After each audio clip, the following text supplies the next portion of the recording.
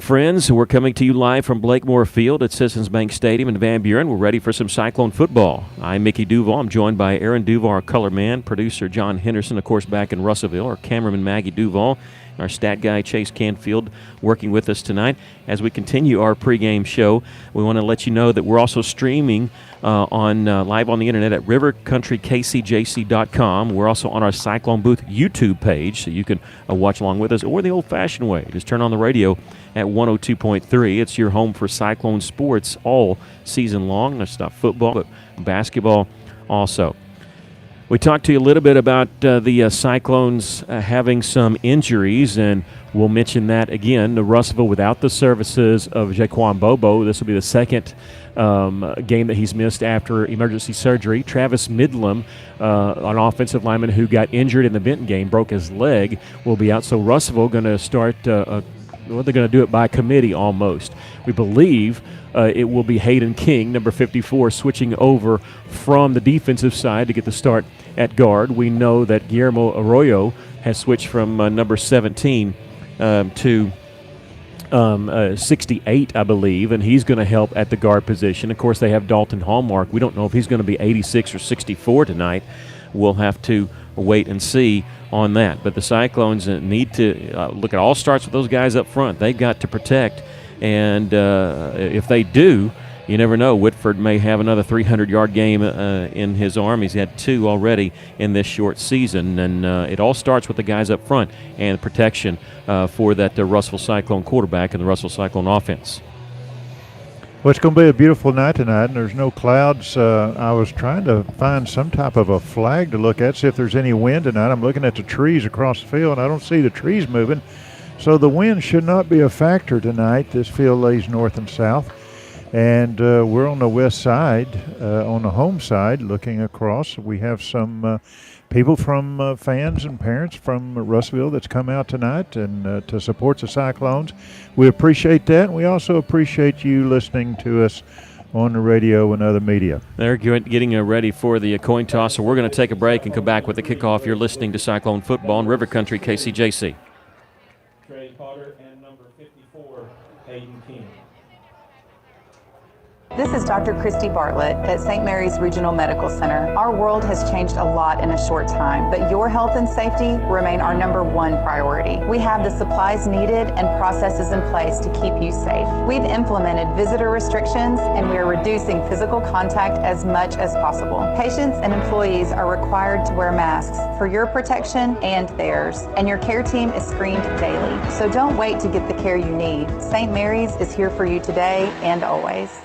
When your loved one is faced with the challenge of losing their independence, it's best to have compassionate and personalized care that operates with integrity. Your family will need a resource that works with doctors to serve as a bridge between the healthcare facility and the comfort of your home. You'll need the in-home excellence provided by Trinity Home Health. Trinity Home Health has the highest satisfaction rates from their patients here in the River Valley. If you have a loved one in need, call 479-662-4040. Trinity Home Health. Compassion, integrity, excellence. Thanks for listening to this EAB station for your football. This broadcast would not be possible without the support of our local sponsors like Tyson Foods. Today's Cyclone Live is exclusively sponsored by Tyson Foods. Keep it real, keep it Tyson. Whether you're listening in your car, online, or on your phone, no matter how you hear the broadcast, we're proud to be your home for the best in live football. And the next time you're at the store, remember our partners at Tyson Foods. Keep it real, keep it Tyson. If you love quality pizza, Nonna Bella's Pizzeria, 717 South Arkansas will be your new favorite place. The dough and sauces are made daily with only the freshest and highest quality ingredients. Nonna Bella's has added many new toppings to meet our customers' discerning tastes. For the most original and fresh pizza in Russellville, remember Nonna Bella's Pizzeria. We're currently open for delivery and takeout. Order online at nonnabellas2go.com or call 479-317-1034. KCJC Dardanelle, Russellville. You guys play the best country of all. River Country. KCJC. Welcome back. We're at Blakemore Field in Van Buren and just about set for some Cyclone football. We mentioned to you some injuries. We have a couple more injuries for Russellville. Ty Hips and Caleb Gray are hurt. They're going to try to give it a go, and we're not sure how long are be able to play hopefully the entire game pain-free, but we'll have to wait and see. Van Buren decked out in all black, black pants, black shirts, black helmets, and black numbers. It's with a thin outline in green, so especially for the radio people, I apologize. We're going to try. I may be guessing at times and then have to pick it up later who actually had the football. But this is supposed to be actually outlawed from by the AAA, but I think it takes effect next year. Russell going to be in all white with red numbers, a little bit of red trim, and, of course, black helmets. Tristan Wheelis will kick off for Russellville as the Cyclones won the toss and elected to defer to the second half. We're sitting on the home side. Very nice press box here, 3 stories of it. Took an elevator up, so kind of get pampered a little bit today, holding up our equipment. But as we say that, we're looking across at the Cyclone fans, and Russellville will be moving right to left on your radio dial, and we're about set. Tristan Wheelis has set it up on the right hash mark, and Russellville's ready. They're waiting for the go-ahead, and they get it, and Wheelis approaching. And we're underway. High end over end kick's going to be fielded at the 7-yard line across the 10, 15, running right. He's at the 20, and he's going to be brought down there by Christian Salazar, shy of the 25-yard line. Good open field tackle by Salazar. And the last 2 or 3 games, we've called his number quite a bit. He's played an outstanding defense. I'm not even sure who ran the football, and I think we're going to have a lot of that tonight. So sorry if you get tired of me mentioning that, but I have to mention that if you're just tuning in the middle of the game wondering how come he hasn't done his homework. Gary Phillips, number 8, is the quarterback, left-handed quarterback, very athletic, likes to run, brings a man in motion. His running back is T.J. Dyer. They have 2 running backs usually, and it's going to be Phillips just running a power sweep out of the shotgun formation. He turns the corner, and he gets upfield to about the 30-yard line before being pushed out of bounds. Strung it out, Russell's defense did. However, he does get positive yards. Well, he did string it out, and Russellville finally caught up with him. Some good blocking on the outside, but Russellville's defense, again, very quick. Russellville's got to get they can't allow 6 yards on first down like that. Too much and expect to be successful. So hopefully getting that backfield a little bit. They're going to turn and hand it off to Dyer, and Russell will string it out this time, and they're going to bring out down the running back in the backfield, drops him for a loss back at the 27-yard line. And it's number 61, Trailer, making that tackle. 46, Braden Ross on the carry. They had Ross on the carry there. 61. And I think they're having they're having problems. Their home team is having problems figuring out who's who. Yeah, even with binoculars, it's hard to pick up the number. 3rd down and 8. Phillips, the quarterback, may be seeing his first pass tonight. He drops back. The southpaw. Here comes some pressure. He's rolling to his right and slips a tackle at the 20, turns it back upfield. He's going to step out of bounds back at the 27. That's good because he cut back up, and I think he would have gotten the first down, but as it is, he might have picked up a half yard. So it's going to bring up 4th down and 7, and they're going to have to punt the football away. A lot of pressure by that Russellville defense. Flushing him out of the pocket. Well, that's good for Russellville because he was going to get the first down. He actually cut it back up. So a lot of pressure. There was one guy back there and did just enough.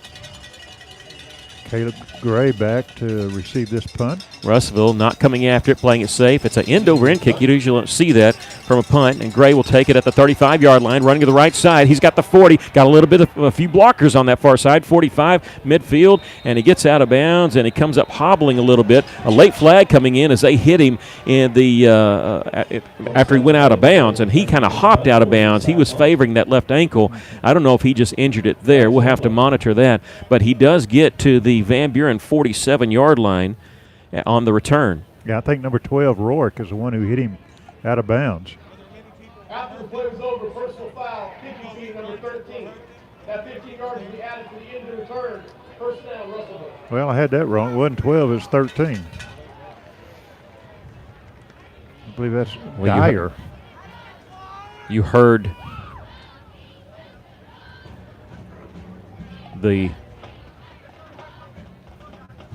You heard them say personal foul. They did mark it to the 32, so just making sure. It was, in fact, a 15-yard penalty, 10:48 left to play here in the first quarter. Russellville's first possession is going to start at the 32-yard line. Here's a pitch forward to Brady Burnett, and he's running laterally towards the left side, and he'll get out of bounds. No, they say he's inbounds just inside the 30 to the 27.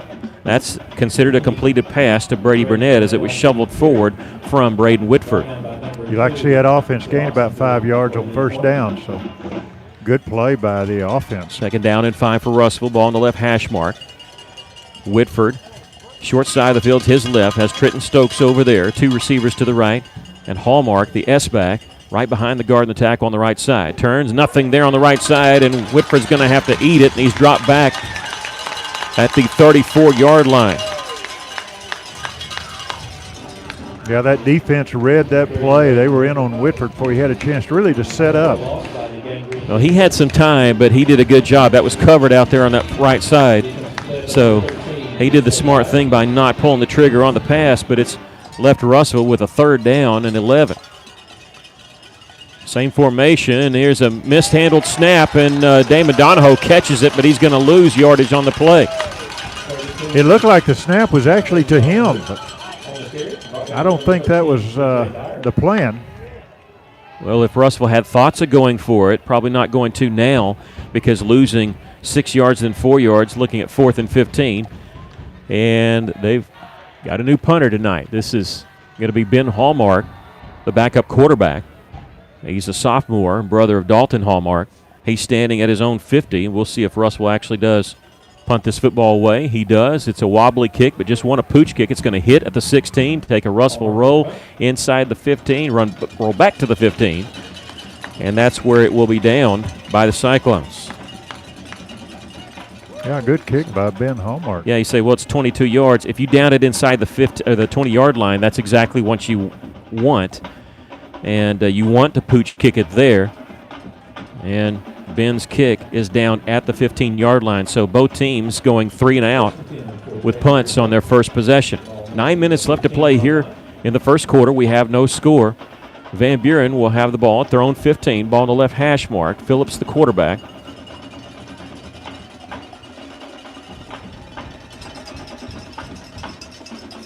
And back there is Galvan, the running back. And Phillips going to carry it on the sweep to the right side. He's going to be hit. Does fall forward for a couple yards.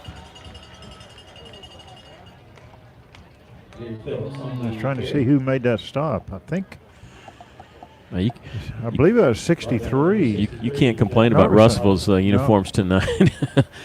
Russellville and white uniforms with red numbers, but Van Buren, black numbers on black jerseys and pencil-thin green outline. And from where we are, second story, it's hard to see, but I bet it's hard to see down there anyway. 2nd down and 8. Phillips brings a man in motion, crosses his face. Still waiting on the snap. They're going to turn. He's going to hand off Galvin, I believe, in the backfield. And he's wrapped up for a loss of 2. Yeah, that's number 61, Trailer again, getting into that backfield, stopping him for a loss. I'm calling it Galvin again. The PA guy for Van Buren is having a hard time figuring out who's running the football on that too, and we're going to give it to Galvin there. It's 3rd down and 10. They never did come on and say who that actually was. 61 Trailer in on the tackle. But he does get Trailer in on the tackle. 3rd down and 10 for Van Buren. We have no score. The clock is still stuck at 9 minutes. They haven't started the clock for these 2 plays. I wonder if anybody notices that. Phillips back to pass. He's going to step up in the pocket, roll to his left. He's got some room. He's across the 20. He'll take a hit and gets the 1st down. Russellville had him stopped about a yard shy, but a little bit of muscle there by Gary Phillips. He picks up the 1st down and a pickup of 11 total to the 26-yard line. They just now started the clock. Their first 2 plays, the clock stayed at 9 minutes. That's what it was when Russellville downed that punt, and it's just now rolling. Rolling at 8:45 left to play first quarter. That's our first down of this drive for Van Buren. Phillips will turn. He'll hand the ball off. This is Dyer running left side, and he'll get near the 30 before being brought down. Russellville's defense has Ty Hips in on the tackle, but they're doing some game tackling, which they've got to with these runners.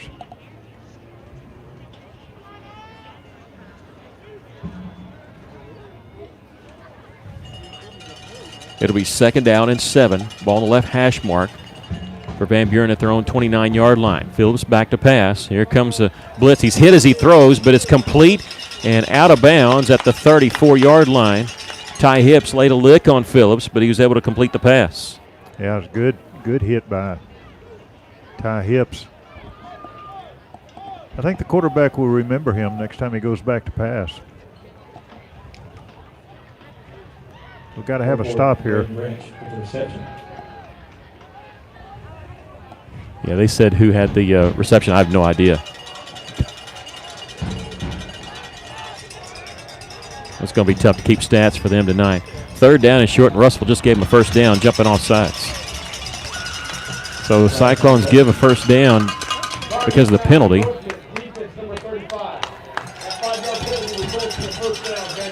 That's Van Buren's 2nd 1st down of this drive. They put him down at the 39-yard line of the Pointers. We have no score, under 8 minutes to play here in the 1st quarter.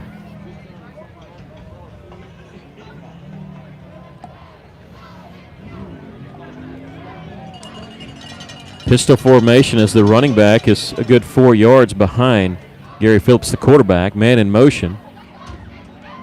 Running back is Dyer. He'll fake it to him. Rolling against his body. He's going to throw it out complete in the flat. They got a big gainer here at midfield at the 40. Cuts back to the 35. He may goes to the 20, 15, and he's tackled inside the 15 to the 10-yard line. Yeah, that was just a little swing pass out to the right. Well, he rolled to the right after the play action, and his tight end rolled with him. And they're going to put it down at the 11-yard line, so a pickup of 50 yards on the play. 1st down and 10 for Van Buren in the red zone of Russellville.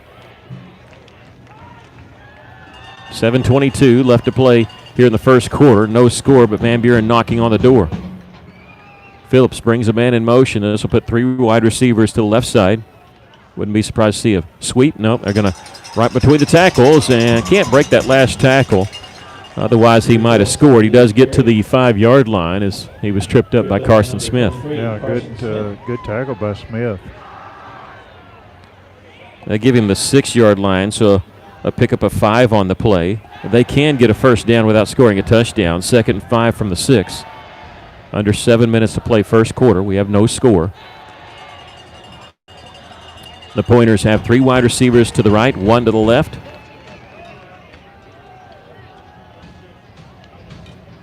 Phillips, this time he'll hand it off to Dyer. He's hit in the backfield and driven backwards. They might give him forward progress to the line of scrimmage. Official on this near side is giving him the 5-yard line, so that's what he'll get. There's no way he made the 5, but it'll bring up 3rd down nonetheless. 3rd and 4 from the 5. Yeah, Trey Potter, number 16, is the one who made that stop.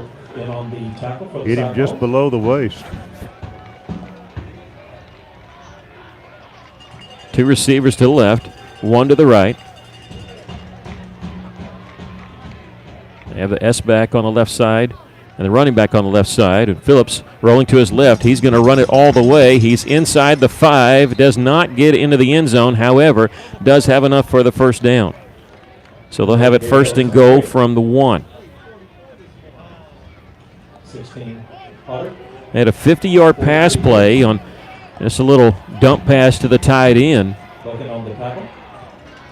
There's going to be a big yardage there, but when he slipped the tackle and cut back to the middle, it was a big play for the Pointers. 5:43 left to play 1st quarter. We have no score.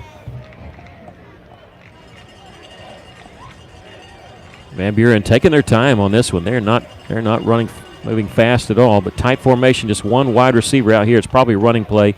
Phillips going to take it himself, gets hit, and trying to plow forward with his offensive line. He'll get inside the 1, but that'll be it. He was driven backwards after a little bit of forward progress. Officially, it's a no-yard gain. It'll bring up 2nd down and goal for the Pointers from the 1-yard line. Good game tackling by the defense. 35, McMullen led the charge. Van Buren may be content with just running the football here. If so, Russell's got to get a push on that defensive front, getting that backfield. Phillips back to pass. He's going to throw the fade pattern, and it's incomplete. That was in the corner He usually throws short passes, not much deep, and that required a little touch. He does have 5 interceptions on the season. Remember, he's played one less game because he missed a game because of an injury. It's 3rd down and goal for Van Buren from the 1-yard line, and they're going to call a timeout. We'll take a break also. We have no score, but Van Buren looking at 3rd and goal from the 1. You're listening to Cyclone Football on River Country KCJC.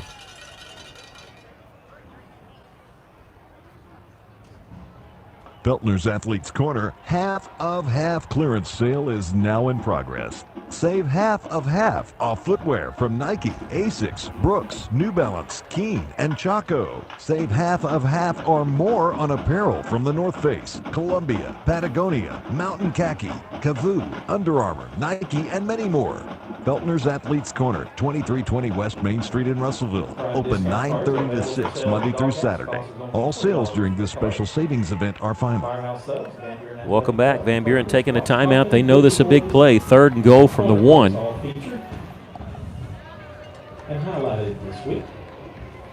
But to be this careful makes me think that they might be kicking the field goal if they don't make it here. But that ball is say at the 1, but it's really at the 1-inch line. And if you go under center, it'd definitely be a quarterback draw. But they're going out of the shotgun, and now Phillips creeping up at center, and he is going to take the quarterback draw, and this one into the end zone easily. I don't know why you call a timeout to run that. That seemed like a no-brainer. That's what they did, and Van Buren has a 6-0 lead.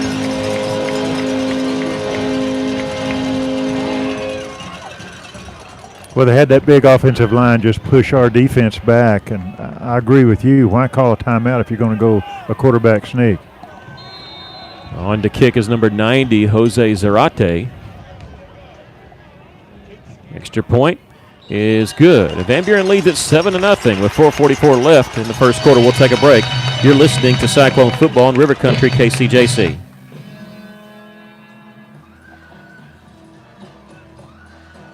Hey, it's Drew Mitchell for Lakeside Oral, Facial, and Dental Implant Surgery. Lakeside is really proud this year to be sponsoring our local sports all throughout the River Valley. They're committed to the area. It's just another way they show that. When you're in the market for dentures, wisdom teeth, or whatever the case may be, remember Lakeside Oral, Facial, and Dental Implant Surgery, and check out their website at lakesideofs.com. Lakeside Oral Surgery, helping make the broadcast of local sports throughout the River Valley possible. Welcome back. The Cyclones trailing here 7-0. Van Buren on that scoring drive. They go 85 yards in 12 plays. Of course, the big 50-yard pass was a big play. It turned out to be like a 7-yard pass that went for 50 yards. Gary Phillips on 3rd down and goal from the 1. Went under center, got the quarterback draw for the quarterback sneak for the touchdown. Jose Zarate with the extra point. Drive took 4 minutes and 16 seconds, and Van Buren leads it by a score of 7-0. Russellville, remember their very first drive, they had excellent field position at the 32-yard line of Van Buren, but went backwards on that drive. They got the good punt return by Caleb Gray, and then a penalty, 15-yard penalty on top of that. Couldn't do anything with it. Here's a squib kick, and it's going to be scooped up at the 11-yard line across the 15. The 20 is Brady Burnett, and he's running towards the right side, and he's going to be slung down at the 22.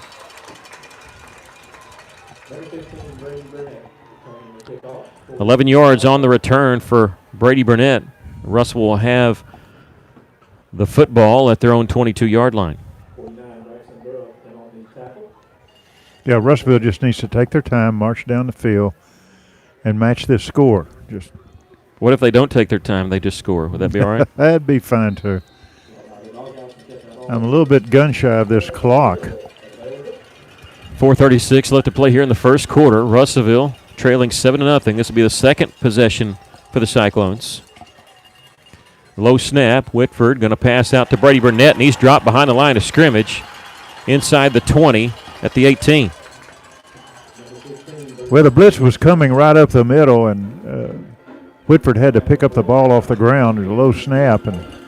Well, if you heard Coach Weaver, he said they like to run out of the 3-3 stack, but they jump around and try to confuse you, and a blitz from different positions. And that time they knew what Russellville was running, a little bubble screen there. It's the 2nd down and long for the Cyclones, 2nd and 14. Donahoe, the running back, Here comes the blitz. Ball is dropped. It's on the turf, and Russell comes up with it. Again, they're having a little bit of problem with their snap. It went off to the left of Whitford and just barely got a hand on it. Russell's got negative 14 yards of offense here.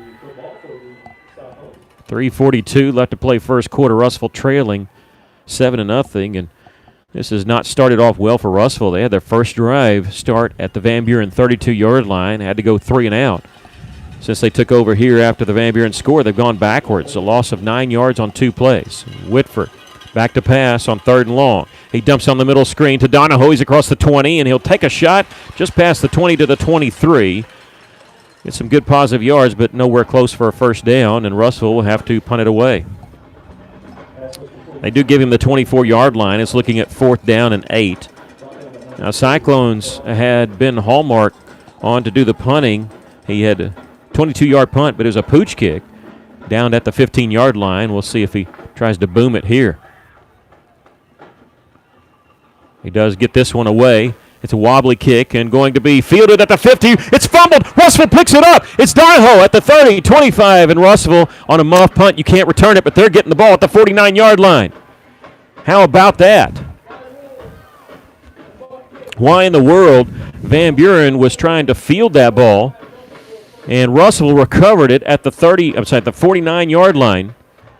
And the first break of the game, big break of the game, goes to the Cyclones. Yeah, the receiver was running toward Russellville's defenders, and he's going to have to catch it right at the top of his shoe. Why do that? Let it bounce. But good break for Russellville. And so the Cyclones going to take over at the Pointer 49-yard line after the muff punt. Is a fumble turnover. Russellville could not advance it. They could. Donahoe was racing to the end zone. So 2:43 left to play. Officially, that was a 27-yard punt. I saw the return man coming up on a dead run, and you just don't do that. You let it bounce. Play action. Burnett's open. He's going to take it and take a shot at the 46-yard line. And what it is this defensive back that's guarding Stokes is coming off of Stokes and guarding Brady Burnett. So it seems like Burnett's open, but that's why as soon as he catches it. Now, if they're going to keep doing that, that means Stokes will be open on going down the sidelines. But that's the second time Russell's run that play, or a similar play, and it's the second time they've defended it exactly like that. So that tells me the defensive back, good tackler, but also tells me he's got his eyes in the backfield there, and maybe some play action. Right now he's manned up on Caleb Gray. Whitford, he's going to roll to his right on second down. He's going to take a shot downfield. He's got Gavin Graham there. It's complete and tackled at the 15-yard line. A beautiful pass by Whitford. He got hit about the time he released the ball, but had enough on it to get to him. And we have a flag down. Russell's going to get all the way down. It was going to be a 31-yard pass play, but it's in the area of holding, and we'll have to wait and see if it is coming back. It is going to be holding against the Russell Cyclones. Dadgummit. That was another break Russell could have used there on that little post pattern. It was going to set up Russell in the red zone. This is going to be 10 yards from the spot. And it's going to be about, it's going to be close to a 15-yard penalty, folks. It's going to put him back at the, well, this official just sort of, he's wandering back to the 39-yard line. Ends up being more than a 10-yard penalty. It's a 15-yard penalty. They're saying it happened 5 yards in the backfield. It'll still be second down, but second and 22. 3 receivers to the right. Whitford, play action pass, pumps. He's got a man open on that sideline. Incomplete. Gavin Graham was open over there. Could have probably gotten back to the original line of scrimmage. But Russell will be looking at 3rd down and 22 from their own 39-yard line. You watch Whitford. He'll pump once here in the future, and somebody's going to be breaking down the sideline, and he's going to lay it right in their hands. Well, I wonder if that was a read play because I think he was expecting Graham to go, and Graham was stopped around midfield. Russell needs the 39-yard line of Van Buren to get a first down. They're at their own 39 right now.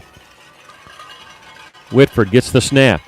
Look like they're trying to set up the screen. He's backpedaling all the way back to his 25. Now rolling to his right, looking downfield. He's going to tuck it and run. He's at the 45. He's at midfield, and he'll step out of bounds near the original line of scrimmage. So Russell will have about 4th and 10 after the positive play by Braden Whitford. And we'll see what Coach Weaver wants to do. We've seen him go for it on 4th down from his own side. They're going to say he stepped out at the Cyclone 49-yard line. So a 10-yard pickup. It'll be 4th down and 12. Now, Van Buren came after Ben Hallmark this last time. We'll see if they'll do it again. Yeah, they're going to punt here. They do not come after him. Beautiful punt. And fair catch called for at the 20. He dropped this one. He dropped this one. Did Russell get it?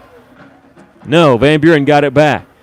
Russell was right there and almost picked it up again. And I tell you, if you look down on the Van Buren sideline, they're probably going to be holding punt receiving tryouts here during this break. Yeah, Tolan, number 28, was right there and tried to come up with the ball. Good coverage by the Russellville. Cyclones lead at 7-0. 1:27 left to play here in the first quarter. Well, Russellville had to punt. Van Buren fumbled it. Russellville got around midfield. Couldn't do anything with it because of a penalty. Russellville officially just with 10 yards of offense, but it's because they've gone backwards on their first drive and they had 2 penalties for a total of 20 yards. Gary Phillips, the quarterback, number 8. I know if you're watching you can't tell it, but trust me, he's wearing number 8. Back to pass after the empty backfield. Russell only rushing 3, and he's got a man wide open complete at the 40, and he will be taken down out of bounds at the 47-yard line of Van Buren. Yeah, that quarterback had plenty of time to pick out his receiver. A good pass, but a good tackle by Salazar. Well, that pass was to Jaden Henry. He's the senior. He had 19 catches on the season. Had a big game last week against Siloam Springs, 2 touchdown receptions. 1st down and 10 for the Pointers at their own 47-yard line. Going to run the option, and Phillips going to keep it. He'll get a couple yards to midfield, give him 3 before being stacked up there. Yeah, Dalton Hallmark, number 86, brought him down. Phillips left-handed, got a quick release, so he kind of reminds you of Michael Vick. It does not have the zip on his passes that Vick does, obviously. But 2nd down and 7 for the Pointers, right at midfield. We're in the final minute of the first quarter, and Russellville trailing 7-0. Empty backfield once again for Phillips. This could be a quarterback draw.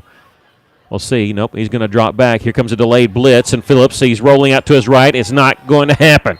He's tackled by Trevion Traylor back at the 40-yard line. Yeah, he couldn't get away from Traylor. Traylor did a good job staying in front of him. Russellville came with a delayed blitz coming from middle linebacker, and that freed up Traylor. And they put him back at the 39-yard line. That's a loss of 11 on the play. 3rd down and 18 for the Pointers. They do not have to snap it again before the end of the first quarter. It's 15 seconds on the game clock, 21 seconds on the play clock. It looks like they're going to go ahead and go for it. They're trying to make Russellville jump off sides, and Van Buren jumped off sides. Mm-hmm. Van Buren moved, left guard. So that'll stop the clock, so they'll have to snap it again, won't they? Or they'll start the clock. It's 7 seconds left. We'll have to wait and see. That's just the second penalty on Van Buren. Moves him back to the 34-yard line. 6 seconds, and now it is rolling, so they are going to wait and do the 3rd down play at the start of the second quarter. We'll take a break. After 1 quarter of play, the Cyclones trailing 7-0. You're listening to Cyclone Football on River Country KCJC.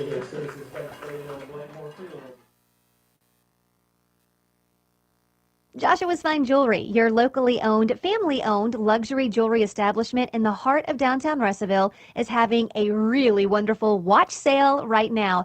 50% off all in-stock Citizen watches now until October 1st. That means Rose Gold, Eco Drive, 50% off. Preview some of these amazing Citizen watches by following Joshua's Fine Jewelry on Facebook and Instagram, or shop online at joshuasfinejewelry.com. How many times have you had to go without your heating or your air unit when you needed it most? Your family's freezing or sweating and they look to you for relief. You call someone and they say it's going to cost an arm and a leg to fix. Do you really feel like you have a choice? Well, now you do. Call Tony at Arkansas River Valley Heating and Air at 479-964-4004 for a free second opinion from a guy you can trust to take care of you and your family and get that unit running without all the extra charges. Arkansas River Valley Heating and Air.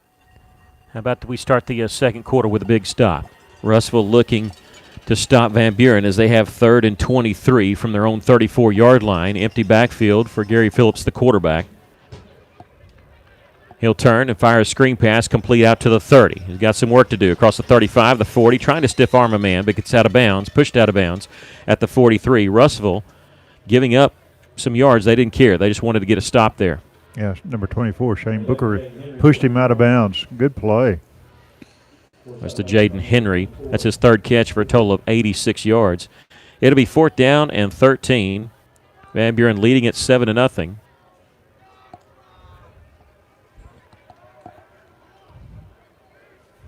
And Russellville looks like a base defense except for Caleb Gray back to receive the punt.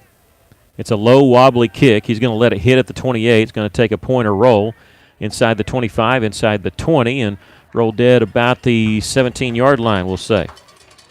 A punt of 39 yards. A lot of it was on the roll, but that counts. And Russellville, easily their worst starting field position tonight at their own 17. Yeah, 11. Go ahead. 11:41 left to play in the first half. Cyclones trailing it 7-0. Russellville's had some opportunities. They had the drive start at the Van Buren 32-yard line, went backwards. They went a 3-and-out on their next drive, but then recovered a muff punt at midfield. Couldn't do anything with it. How about we just do it the hard way? Let's have an 80-plus yard drive here. Russellville trailing by a touchdown. Donho going to get the call here, running right side. He's at the 20. Stutter step at the 22. Runs back towards the middle, and he'll get to about the 23-yard line. That's some tough yards by Damon Donahoe. Picks up 5 on the play. But that shows his running ability. He can turn on a dime. He can stop, get that defender going in one way, and then break toward the other, and that's what he did on that play. He got 5 yards there, officially 2 carries for 1 yard, but realized on the fumble that he fell on, it comes off his rushing stats. But Russellville, that's good positive yards on first down to bring up 2nd down and 5 for the Cyclones, trailing by a touchdown. Whitford, here comes the blitz of Van Buren. They protect him. He's going to roll to his right, and now he's swarmed back at the 12. He had some time, but not enough for what he wanted. And Russellville again going backwards on this possession as he's sacked back at the 12-yard line. It'll bring up 3rd down and very long. I think Russellville's going to have a difficult time going deep as far as passing. This defense, just about every third play, they're blitzing. Well, Russellville picked it up. They picked up the blitz there, but just couldn't hold them off long enough because they did bring almost as many people as Russellville had. 3rd down and 16. He's going to take a shot downfield. He's looking for Brady Burnett, and it's incomplete. He was double covered, but he actually had an opening there. Russellville's going to punt from deep in their own territory. Yeah, Brady had a step on 2 defenders. And we'll see if it is Hallmark back to do the punting. And, yeah, he's going to be around his own end zone. So Van Buren should get good field position out of this, but they're moved up. They've muffed a punt that Russellville has recovered and muffed one that they recovered themselves. Hallmark is going to get this one away. It's a beauty. It's a spiral. And Van Buren's going to let it bounce. It's going to take a big Russellville roll. It hit at the Cyclone 45. It's going to roll into Van Buren territory and down at the 34-yard line. How about that? A 54-yard punt for the Cyclones. And the return man for Van Buren didn't get anywhere near it. And I wonder if his coach said, do not get anywhere near that football. Well, very high kick by Hallmark, so the coverage was there. And if he had tried to catch the ball, he was going to get nailed. Well, he was standing on the 50, and he didn't take a step forward. Remember, that's how he's muffed 2 punts already in this game. Cyclones trailing 7-0. The Pointers back on the field. They had an 85-yard drive for a touchdown. And it was helped out by a big 50-yard pass play to Jaden Henry. Bring a man in motion. Phillips, a little front toss to him. The running back or the wide receiver is across the 40, 45. He's got the first down at the 48-yard line. That counts as a forward pass. It was Malachi Henry, or call him Kai Henry. Gets to the 47, so a 12-yard pass play. Good open field tackle by Potter. Under 10 minutes to play here in the first half. The Cyclones trailing by a touchdown. Phillips with one wide receiver to the right. He's going to tuck it and run this way towards the left, and he's going to be hit before he gets to the line of scrimmage and stacked back up for a loss of 1. Yeah, number 24, Booker was right there to meet him head on. Well, these are just sweet plays. I mean, it's like an old offense where you snap it at the quarterback, and he's immediately tucked it and is running. He loses 1 on that play, but he's got 11 carries for 20 yards. I realize that he's had a big sack that came off his rushing totals.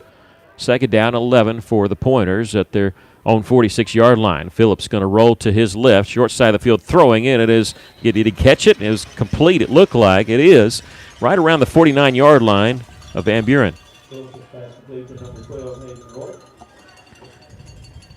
And it's number 12, Hayden Rourke. And that's a pickup of 3 yards on the play, bring up 3rd down and 8. He was rolling left to that short side of the field, so not a lot of room. So as soon as Rourke caught it, he was one step from being out of bounds. They need the Cyclone 43-yard line for a 1st down. Phillips for the Pointers. Claps his hands, gets the snap. Looking to his right, plenty of time. He's going to heave it downfield. He's got a man wide open. It is complete inside the 15-yard line and slides inside the 10. And they're going to give him the 7-yard line. Caleb Gray made the tackle, saved a touchdown. Looked like they gave him a couple yards on the slide, but that's a big play by Jaden Henry, who already has 130 yards on 4 catches. They have it 1st and goal from the Cyclones' 7-yard line. Well, they had a 50-yard play that set up their first score. This is a 44-yard pass play that hopefully doesn't set up their second one. Russell trailing by a touchdown already. Little forward pitch this time. Running this way is Roark, I believe, and he's going to get inside the 5. We have a late flag coming in. This is in the area of holding. I think the wide receiver on this side tackled a Cyclone defender. Yep, it is.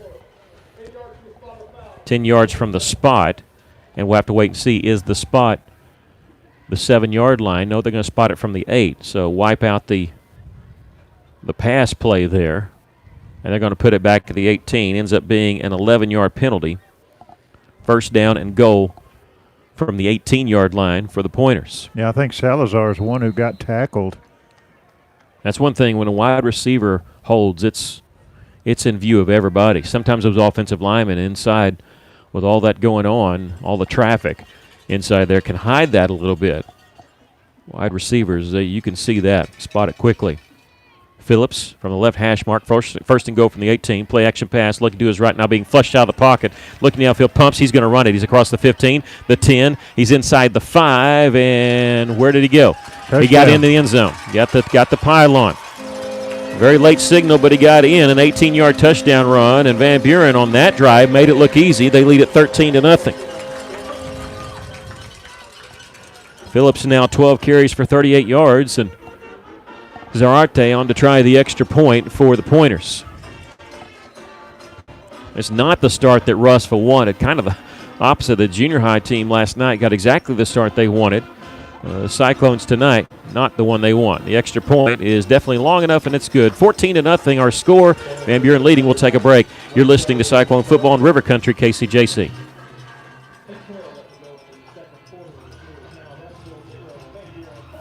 How can I help you? Can you turn on the porch light? I can't see anything.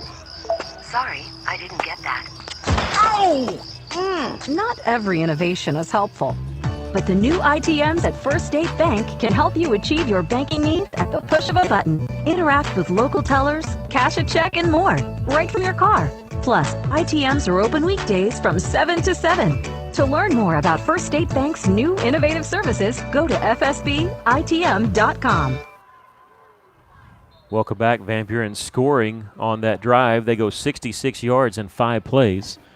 2 minutes and 1 second. Of course, the big 44-yard pass play got him down there. Then on 1st and goal from the 18 after the penalty, Gary Phillips rolled out to his right and just kept running and got the pylon. The extra point was good, and the Cyclones trail it 14-0. Russell's got to answer. They got 8:12 left to play here in the first half. They've stopped Van Buren a couple times. They've been given some gifts. Remember, they started their first drive on the Van Buren 32-yard line and then also recovered a muff punt. Cyclones got to do something on offense. And Brady Burnett going to take it. Wasn't sure if he was in the end zone or not, so he's going to bring it out. He's across the 10, the 15, and tackled at the 18-yard line. If you're unsure, you've got to bring it out. Because if it's in the end zone, they'll blow it dead immediately, and I'm kind of surprised they didn't. I thought it chased him back there. So he didn't hear the whistle. They would have stopped the play because as soon as it kicks in the end zone, it's automatic touchback. So Burnett with the 18-yard return, and Russell will take it from there. So Good heads-up play by Brady Renette, knowing the rules on that. You're not allowed to bring out a kick in high school football. 2 receivers each side for the Cyclones, trailing 14-0. Braden Whitford with Donahoe to his left. Bring a man in motion. That's Brady Renette. Little front toss to him, and there's a lot of traffic back there, but he's able to somehow get back to line of scrimmage and actually pick up a yard on the play. Looked like he was going to be dropped for about a 4-yard loss. Ends up being a 1-yard pass play. Russellville looking at 2nd down and 9 from the 19-yard line. Yeah, what made that was when he just stopped and broke up field and gained a yard. 5 wide, 3 wide receivers to the left, 2 to the right. Empty backfield for Whitford. Van Buren standing up at the line, looking like they're going to blitz. They've got 6 guys in the area. They're creeping forward, and here comes the blitz. A little quick dump, it's incomplete. Burnett and Graham were in the area. I don't know which one he was going to, but he had to get rid of it quick because he had absolutely no time. Whitford's coming up limping. It'll bring up 3rd down and 9 for the 19-yard line. Russellville trailing 14-0. 7:25 left to play here in the first half. Both these teams 0-1 in conference play, and Russellville's going to take their first time out. We'll take a quick break. Cyclones trail 14-0. You're listening to Cyclone Football in River Country, KCJC.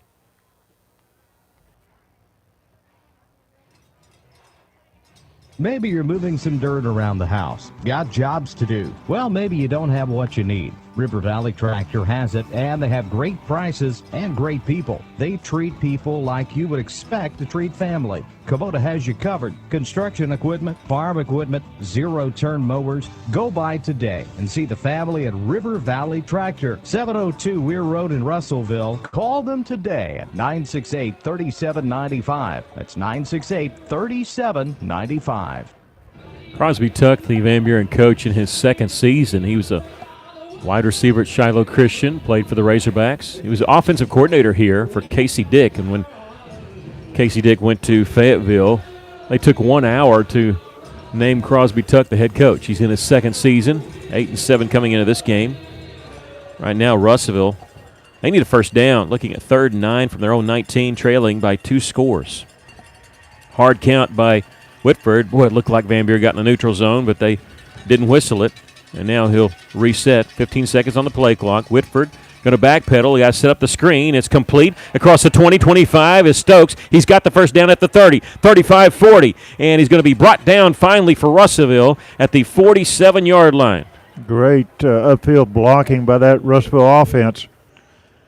Well, you have to be patient, and that's what Russell was. And as Whitford kept backpedaling, he just made the defense line come to him and threw it over the top to Stokes. 28-yard gain, and that's easily the longest play from scrimmage for the Cyclones tonight.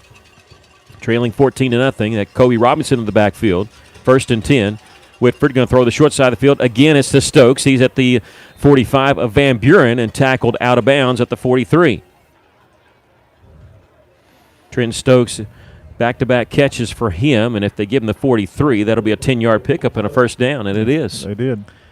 The 3rd first down for the Cyclones as they are in Van Buren territory. Stokes is going to stay in the game over here as the inside receiver. 2 receivers to the short side of the field, the right side, to the left. Pistol formation. Kobe Robinson's going to take the handoff and be swarmed. Somehow breaks through at the 45, still on his feet at the 40. He gets 3 yards and thought he was going to have a 2-yard loss. Yeah, he just kept twisting and breaking free of the defenders and got a little help from that offensive line pushing him forward. 2nd down and 7 for the Cyclones. Keep the same formation, 2 receivers to each side. It's Stokes and Gray here to the right. On the far side is Graham and Burnett. This time Kobe Robinson, the running back, just to the left of Whitford, the quarterback. Braden back to pass. Here comes a blitz. He's going to heave it out of bounds, and he had Stokes in the area, so and not intentional grounding, but it's going to bring up 3rd down and 7. That was a jailbreak there for Russellville, and they had good job by Whitford just to get rid of it. Donahoe back in the game replacing Kobe Robinson. Russellville trailing 14-0. Clock has stopped. 6:17 left to play here in the first half. 3 wide receivers to the left, 1 to the right. That's Gavin Graham. They got man-on-man coverage on him. Pistol formation with Donahoe. Whitford pumps left, going to throw to Donahoe, and it's incomplete. I don't know if it's going to get 7 yards. It was a middle screen there, right in the middle of the offensive line, and Donahoe and Whitford couldn't hook up there. It'll bring up 4th down and 7 for the Cyclones. So well, if he had caught the ball, he wasn't going anywhere because there was defenders all around him. Yeah, it looks like Russell's going to go for it here. They don't bring on the punting team. They need just inside the 33-yard line for a 1st down. Whitford, check with me. 18 seconds on the play clock, plenty of time. Russell trailing 14-0. And now Whitford backing up. He can pooch kick it, but he's still within 4 to 5 yards. Whitford back to pass. He's looking to his left. He's going to heave it. He's got a man open, and it's going to be complete for Russellville. No, incomplete. At 2 receivers in the area, Stokes and Brady Burnett, and Van Buren celebrating, but Russellville had every opportunity to catch that pass. Oh, I thought he had that one. Only 2 defenders back there with our receivers. I think the official initially thought it was caught because he was running down inside the 5. It did not signal incomplete until the Cyclone popped up without the football. So Russellville gambles a little bit going forward on 4th and 7. Do like the call because you had something going there, and you're trying to give your defense a break and trying to get on the board. Russell being shut out so far in this second quarter, but it gives the Pointers pretty good field position at their own 40. Phillips with 2 receivers to the right, 1 to the left, back to pass. Russell containing him. He's going to fling it out here, and a man wide open, complete in Cyclone territory, and he's going to be dropped at the 44-yard line of Russellville. That's to Jaden Henry, and see, that's the thing about Gary Phillips. He's so good. If you rush at him hard, he ends up breaking free and rolling it. But if you don't rush him, you're going to give him all the time in the world, and a running quarterback like that can sometimes pick you apart. It's like a choose your poison. He is now 8 of 9 for 167 yards, is Phillips. 1st and 10 for Van Buren at the Cyclone 44-yard line. Bring a man in motion, turn, and hand it off, and this is going to be Gallivan, and he won't see the line of scrimmage. He's dropped for a 2-yard loss. Yeah, you had Dalton Hallmark right there waiting on him.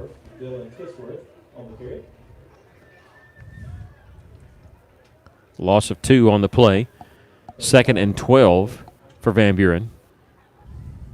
86, Dalton Hallmark, both in on the tackle. Russell trailing 14-0. 5:03 left to play here in the first half. Van Buren at the Cyclone 46-yard line. Phillips, play action, looking, and nothing there, and he's going to tuck it and run. And he's at the 45, he's at the 40, angling toward the sideline, and he's out of bounds. Where? Didn't get the 1st down, but he's a couple yards shy down at the 36-yard line. That's what I'm talking about. If you don't just collapse that pocket on him, he can get out. And we heard Coach Weaver in our pregame show said everything runs through the quarterback, and boy, was he accurate on that. He's got 48 yards rushing now on 13 carries, and they went from 2nd and 12 to 3rd and 2. 4:44 left to play here in the first half. Cyclones trailing 14-0. You do not want to go down 3 touchdowns. Russell really needs a stop here. 3 wide receivers to the left, 1 to the right. Phillips a hard count, and Russell jumped off sides. Yeah. Russell just gave him the 1st down. Trying to come on outside blitz, just jumped the gun a little bit. And it'll be 1st down for Van Buren, their 10th 1st down. They've got 212 yards here in this first half. 167 through the air, 45 on the ground. We thought it would be flipped on that, more of a running team, but they've did some damage. Russellville through the air on some big plays. A 50-yard pass play that set up their 1st touchdown. A 44-yard pass play set up their 2nd. Phillips on 1st and 10, back to pass. And Russell trying to collapse a pocket on him. He spins out. He retreats all the way back to the 45. He picks up a block. He's looking now, and he's going to cross the 30, the 25, and run out of bounds at the 23. Van Buren was yelling because there was a man wide open in the end zone. Russell was yelling because they thought there was a hold on the play, and neither happened. Yeah, it looked like there was. It looked like right in the middle of the field, Russellville got held, but no call. And Van Buren faithful, and their coaches were pointing. They had a man wide open in the end zone, but Phillips carries it for 8 yards, 2nd down and 2. Ball on the 23-yard line. And they're taking some time on this one. Play clock down to 12. Clock is stopped with 4:30 left. Van Buren has 2 timeouts. They're lining up now with 7 seconds. But get this off quick. 4 seconds, 3 seconds. Phillips gets the snap with 1 second, turns and hands it off. No, he's going to keep it himself. Running to the right side, he's got the first down and then retreats, doesn't have it, and then gets tripped up and gets the first down. Got the first down twice. He gets to the 19-yard line. It'll have it 1st and 10 from there. Yeah, that's Carson Smith. He cut too many times, and Carson came up behind him and made a ankle tackle. 4:22 left to play here in the first half. Cyclones trailing 14-0.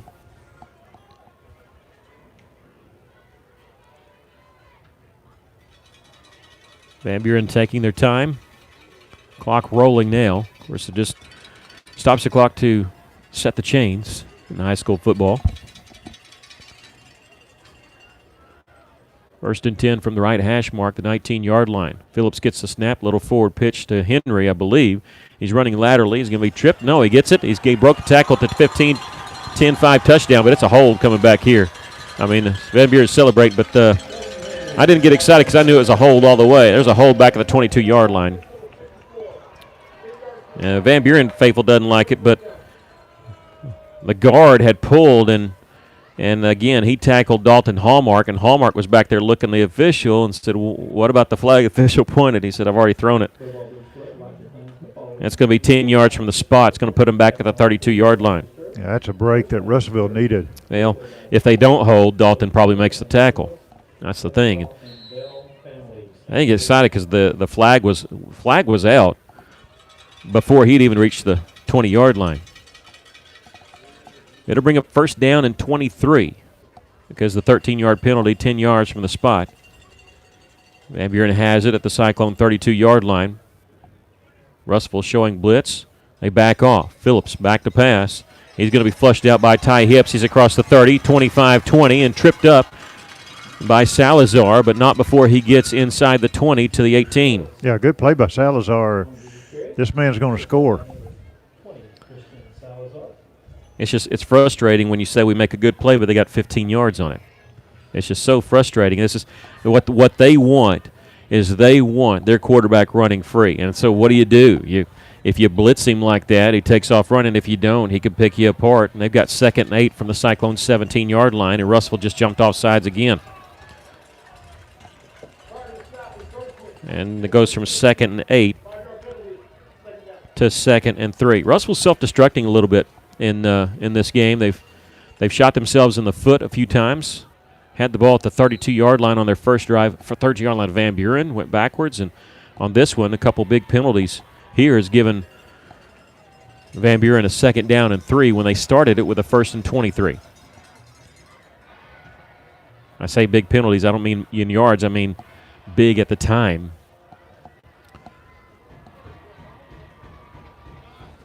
Phillips back to pass. He's going to throw the fade route to the corner of the end zone, and it's going to be complete in for the touchdown. Boy, it looked like that receiver pushed the defender off of him. Exactly what I thought. Exactly. It sure did. I was looking for the flag because it looked like he created a lot of space there. He did. I'd have to see a replay on that one. Well, Kai Henry gets the pass reception. It did look like he created some space there, but no flag, so it's a 12-yard touchdown pass for Van Buren. They lead it 20-0 here with 3:03 left to play in the first half. The official may have been looking at the ball as it's coming down. Yeah, looking at his feet to see if he got a foot in. The extra point is good. 21-0 our score. Van Buren leading it. We'll take a break. You're listening to Cyclone Football in River Country, KCJC.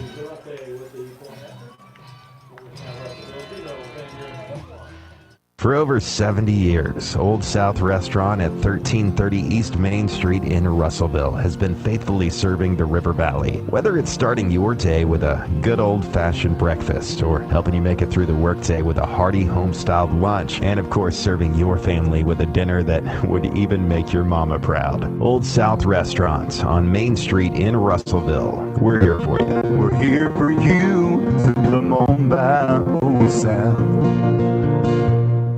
KCJC, Dartnell, Russellville. You guys play the best country of all. River Country, KCJC. On the scoring summary, Van Buren goes 60 yards in 7 plays after taking over for on Russellville's 4th down conversion that failed. They go in 3 minutes and 2 seconds. Phillips hits Kai Henry for a 12-yard touchdown pass. The extra point was good, and the Pointers lead at 21-0. It's been all Van Buren even when they've made the mistake, it hasn't come back to haunt them. Remember the fumbled punt that Van Buren had. Here's the kickoff, and this one going to chase Burnett into the end zone, and now they blow that. I think they might have missed that last one. This one does go to the end zone, so Russell will have it at the 20. Well, he was bringing it out. Like you said, he's smart. He's going to bring it out unless he hears a whistle. That's just... Russell's going to get the ball to start second half. They would love to get a score here. Give them a chance to get back in this ball game to start the second half. It all starts right here. Russell with 2 timeouts, 3 minutes, 2 seconds left to play in the first half. And they're 80 yards away from a touchdown. They had some success on their last drive. A couple passes to Trenton Stokes. Russell's on the plus side now, total yards, but just 46 yards in this first half. Van Buren has really caused them problems. Here comes a blitz, and Whitford going to spin away, rolling to his left, and he's going to heave it downfield. It's incomplete. They have really confused Russellville's offensive line and bringing pressure from different areas, and Russellville has either been confused or just not been able to pick it up. Looking at 2nd down and 10 here. When Whitford rolled to his left, he got a good block by Donahoe, so he could at least get rid of the ball. Russellville, they can't turn the ball over on a punt, so they might be thinking to run here. And Van Buren, you can see their defense creeping up here. 2nd down and 10 for the Cyclones. They're on 20. Whitford back to pass. Going to throw across the middle. He's got Donahoe complete. He's got some room. He's at the 40. He's at the 50. 40, 35, 30, 25, 20. Nobody's going to catch him. 5, touchdown. Damon Donahoe, 80 yards on the pass play. Well, he just came out of the backfield on the left-hand side and went right over the middle, and Whitford just laid it in his arms, and then it was just a foot race. A quick pass across the middle. Donahoe coming out of the backfield. And it goes for 80 yards. The longest pass play of the season for Russellville. Longest play of the season for the Cyclones. And Russellville's on the board. And now we have a stoppage of play. And Russellville calls a timeout. And as a personnel issue. They only had 10 guys on the field, so they'll use their 2nd timeout. So Whitford backpedaled a little bit. And a little under route by Damon Donahoe. He caught it, and he was in a dead sprint. And you're not going to catch Damon Donahoe if he's got a running start. And Russellville trails 21-6, but that's huge. Now, you hope they didn't score too quickly because you want to make sure that Van Buren doesn't come back and get a score here. Russellville's going to get the ball to start the second half. Russellville calling timeout here because they didn't have enough people in the game. And they are going to come out and kick. Sometimes you think, well, maybe they're going to go for 2 here, but nope, they're going to. Tristan Wheelis on to try the extra point, at least we think.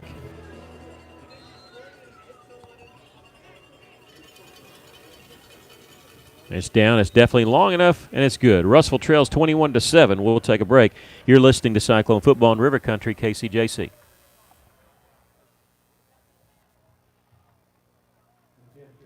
Hi, this is Danny Hips, General Manager at Phil Wright Autoplex, and we know that some of our customers who buy from us because of our world-class brands, Chevrolet, Buick, GMC, and Toyota. But we are proud that a whole lot of our customers buy from us primarily because of our trustworthy people. And for the past 45 years, we've been earning that trust one vehicle at a time. Order your new vehicle today at philwright.com or come see us at 3300 East Main in Russellville. Because if you haven't bought from us lately, it's because you haven't shopped with us lately. So come see us. Welcome back. The Cyclones go 80 yards in just 2 plays, and all 80 on one play. Braden Whitford hit Damon Donahoe for the touchdown. The extra point by Tristan Wheelis was good. Drive took 22 seconds. The Cyclones get on the board, and they trail 21-7. If they get a stop here, it'd be fantastic because Russell's going to get the ball to start the second half. What Donahoe did, he just came out of the backfield and got in right behind the linebackers, and Whitford just laid it in his hands. And as you said, it was no one was going to catch him. Tristan Wheelis going to kick off for the Cyclones. He'll set it up on the left hash mark. 2:41 left to play here in the first half.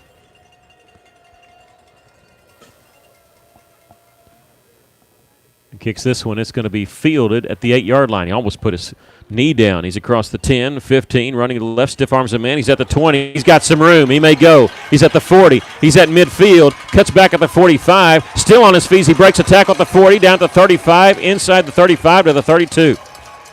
My goodness. What a return. But he got through that wall. When he broke through at the 20, he had a lot of open spaces. Well, this just proves there's some people you just can't hit and bring down. You have got to wrap them up, and this is one player that you've got to get your arms around.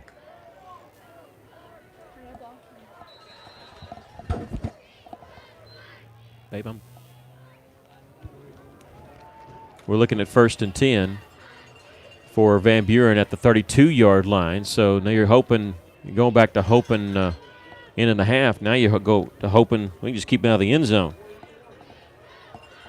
2 receivers to the right, 1 to the left. Looked like this receiver here on the left was lined up off sides. They're going to hand off, running to the right side. And he's going to be wrestled down at the 30-yard line. I think that was T.J. Dyer, number 13. But your guess is as good as mine. I believe it is. Dylan Titsworth. I don't have that, who that is, or what number that is. Number 24. All right. Pickup of 2 on the play. 2nd down and 8. Ball at the 30-yard line of Russellville. Van Buren. Phillips back to pass. Here comes flushed out of the pocket, rolling to his right. He's going to heave it downfield, and it's going to be in and out of the hands of the intended wide receiver. That time, Russellville brought pressure from straight up the middle. And Ty Hips is the one who put a lick on the quarterback. A good play by Ty. Yeah, and I think Van Buren's called a timeout. We'll take a quick break. Russell trailing 21-7. You're listening to Cyclone Football in River Country, KCJC.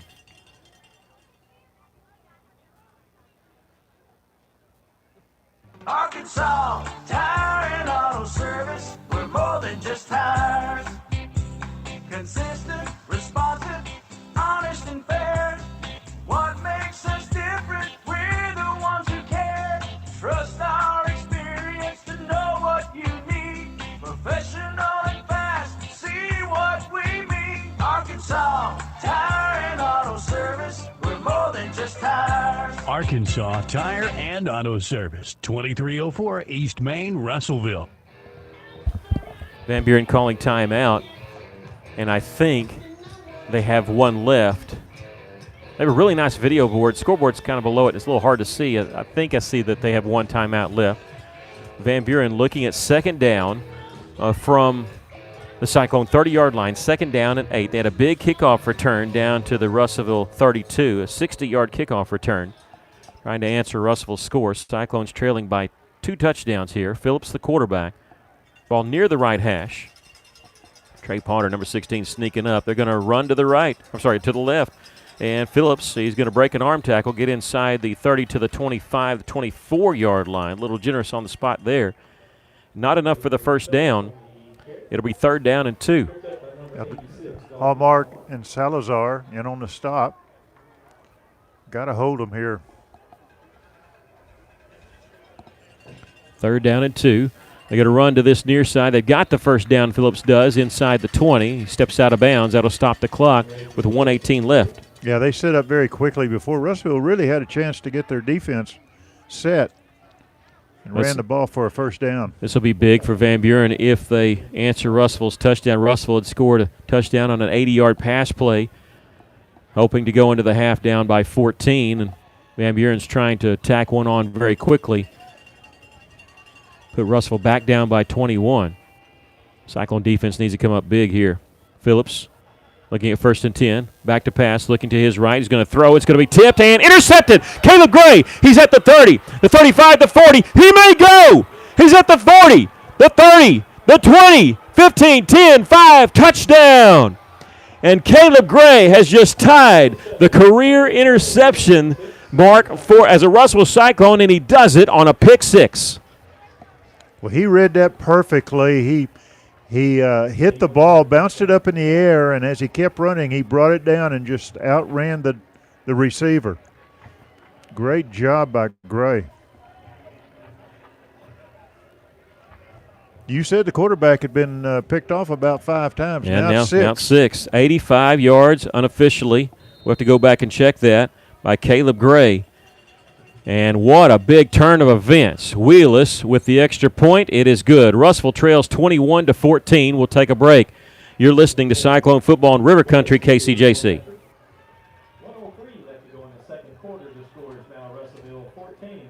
A solid roof for your business is key to keeping your employees, products, and valuables dry and clean. If you're experiencing roof leaks that are resulting in damaged equipment, stained ceilings, and walls, then don't let Mother Nature get the best of your business. The folks at E&F Roofing offer free commercial roof inspections, but their experience is priceless for your business, not to lose productivity and extend the life of your roof. So contact E&F Roofing today for a free commercial inspection at 479-272-4069. 1:03 left to play here in the first half, and the Cyclones looking to be just how can we keep Van Buren out of the end zone, trailing by 14. I'm kind of surprised Van Buren, even with one timeout, decided to throw. And, I mean, look, Caleb Gray has been a starter since a sophomore. He's got 9 interceptions, one shy of the school record, and he just tied it on an 85-yard pick six. And the Cyclones are down by a touchdown, 21-14. Now the big question is, how do you kick off here? Do you kick it deep, or do you just try to get it in the midfield on the ground?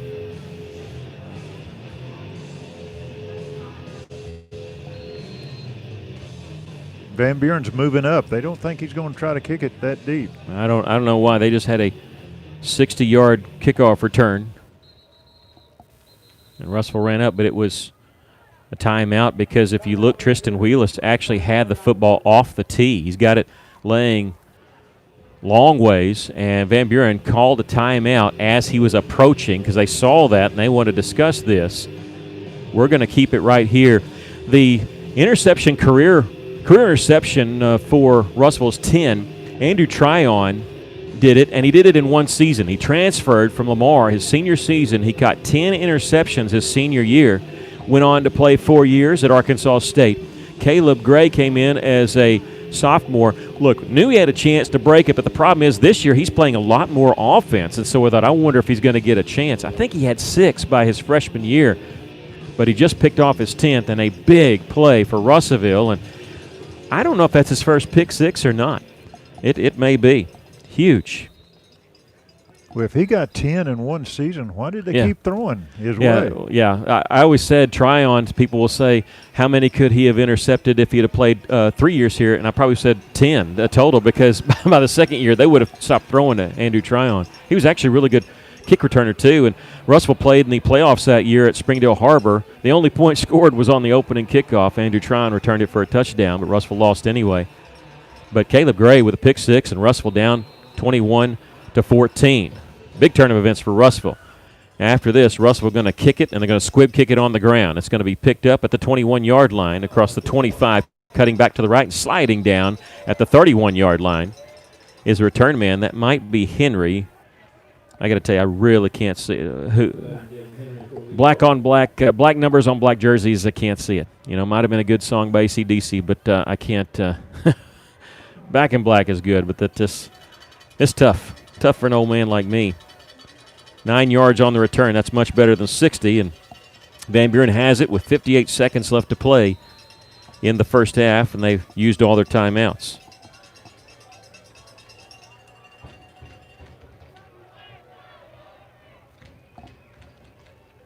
Gary Phillips, I bet they try to run here and just break it. Or maybe, I don't know, but they throw it away from Caleb Gray. They're going to look here to his left, throwing his completed pass to the 37, and he's going to be stopped at the 41. Does get out of bounds. That was to Kai Henry. Yeah, you want to keep, if you're a defender, you want to keep that receiver in front of you. Yeah, well, stop the clock anyway because he's out of bounds. 51 seconds left, but he did get the first down. They have it at the 41. Phillips rolling to his right, looking downfield. He's going to throw, and Russellville going to make the tackle after they make the catch. They're in Cyclone territory at the 48. That was dangerous. If Russellville would have broke a little quicker, that would have been going the other direction. That was to Jaden Henry. I'm waiting for the PA announcer to tell me who's making these catches because I've given up trying to guess. They have the ball at the Cyclone 48-yard line. 45 seconds left to play here in the first half. Russellville trailing 21-14. We'll take a quick break as Russellville will use their last timeout. You're listening to Cyclone Football in River Country, KCJC.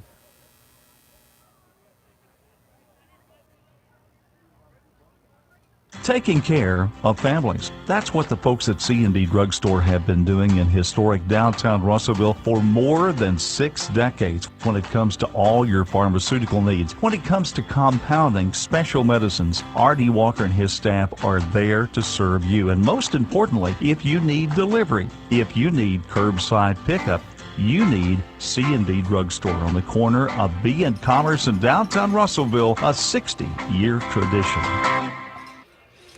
Welcome back. The Cyclone defense using the last of the Russellville timeouts. And feel like we've been here before saying, I hope we can keep them out of the end zone. Russellville trailing 21-0 at one point. Got an 80-yard pass play to Damon Donahoe with less than 3 minutes to go. And then Van Buren was driving, and Caleb Gray with an 85-yard pick six, making it 21-14. But maybe Caleb Gray should have danced around a little bit before he got in the end zone to run off some more time. The Pointers have 45 seconds left. They're at the Cyclone 48-yard line, 1st and 10. No timeouts for either team. And Phillips, 2 receivers to each side. Open field to his left. He's going to throw out to his left. A flag flies. It's incomplete pass. It's going to be holding. It's going to be back at the 45, and Russellville will take the penalty, I'm sure, even though it's an incomplete pass, because you're just worried about moving them back. And it's going to be a big penalty. They put the flag down at the 48-yard line. I would say so it'll be a spot foul from there and move them back to the 38.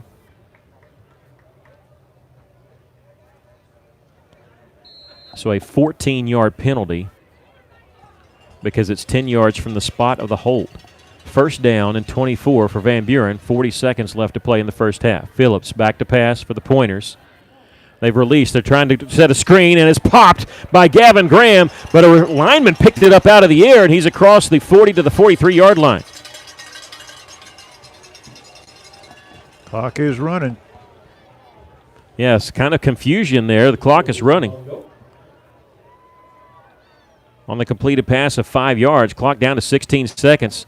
Lineman probably should have dropped it. Phillips back to pass, rolling to his right, looking downfield. He's going to heave it downfield, and it's going to be well out of bounds. Actually caught by Stokes, who's out of bounds, standing next to a Lowe's bucket that Russellville uses for social distancing over on the sidelines.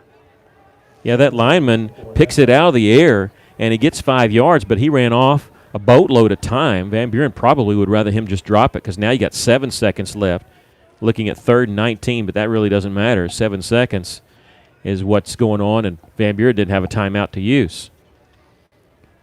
So they're at their own 43. Russellville going to play a little prevent defense. Stokes comes into the game with Graham and Caleb Gray, and they're standing back at the 20-yard line of Russellville. Prevent defense. They're going to set up a screen play, and it's complete to Henry, and he's at the 45-yard line and wrestled down there, and we've come to the end of the first half. The Cyclones trail 21-14. It was 21-0. Russellville 2 touchdowns in the final 3 minutes of play. We've got a lot to talk about coming up during our halftime show. You're listening to Cyclone Football in River Country, KCJC.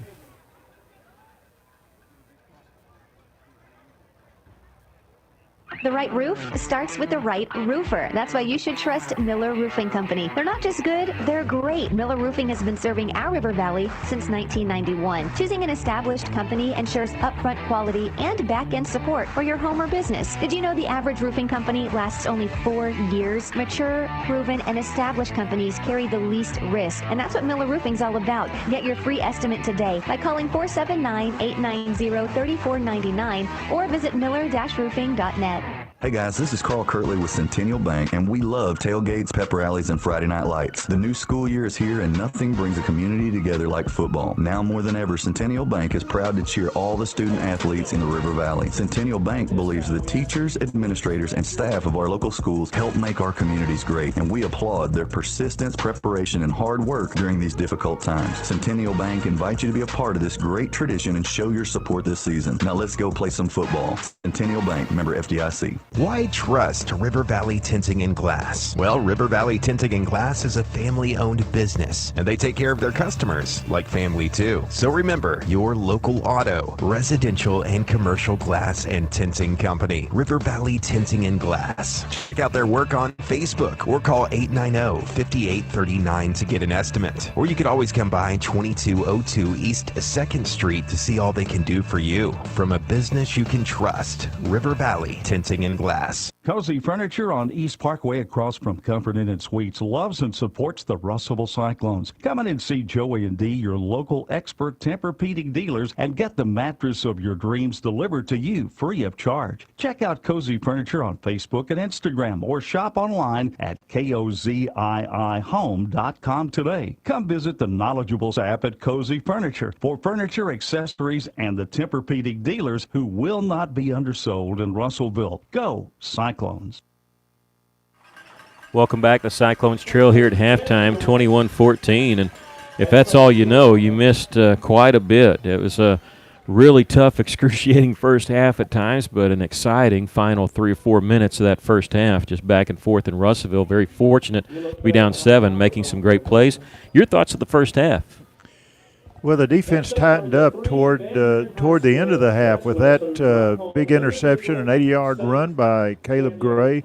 Great job over there, jumping in there and getting between the quarterback and the receiver. The thing I think the coaching staff's going to talk about to our defense is, look, we've got to wrap these ball carriers up. We can't arm tackle. We can't hit, trying to knock them to the ground. We have literally got to wrap them up and bring them down. The other thing is we've got to keep the pressure on that quarterback. You mentioned if we rush him, he's going to run. If we lay back, he's going to throw it. So you don't know which one you're going to do, but we've got to put pressure on him in some way and keep the pressure off of our quarterback. And I think we can do that with some little swing passes, not only to our receivers, but that one big play to Donahoe coming across the middle, coming out of the backfield, breaking to the middle. Whitford laid it right in there. Just a great pass. I think with plays like that, we can really put the pressure on Van Buren's defense and get us back in that game. One good thing is we get the ball to start the second half. And Russellville, it wasn't like they haven't been trying to throw something quick. It just seemed like Van Buren's had it covered up, and Donahoe was not wide open on that. He had a couple steps, but the thing was he also had a running start, and they hit him on a dead run, and then he sprinted down the middle of the field for the touchdown, and then it looked like Van Buren was maybe going to go in and get that touchdown back. Officially now we checked it, because Caleb Gray juggled it a little bit. He tipped it about the 16-yard line, juggled it, finally hauled it in at the 20. So it's an 80-yard touchdown return on the interception by Caleb Gray. He ties the record for the career mark of interceptions, ties Andrew Tryon. And what a way to do it, a pick six, when it looks like the other team is going in for, at the very least, a field goal try, and cuts this Van Buren Pointer lead to 7-0. Looked like Russellville had shot themselves in the foot early on a couple times. Their very first drive they had at the Pointer 32-yard line. Remember, Caleb Gray had a punt return to the 47, then a late hit out of bounds gave Russellville the ball at the 32 of Van Buren, and Russellville went backwards on that and had to punt it away. Russellville's second drive ended in a punt. They punted away. Van Buren muffs a punt. Russellville recovers it at midfield and couldn't do anything with it. And it just seemed like, boy, we just seemed snake bit. But Russellville kept fighting, and especially those 2 touchdowns in the final 3 minutes, and Russellville trails here by 7, 21-14. We'll take a break and come back with more of your halftime show. You're listening to Cyclone Football in River Country, KCJC.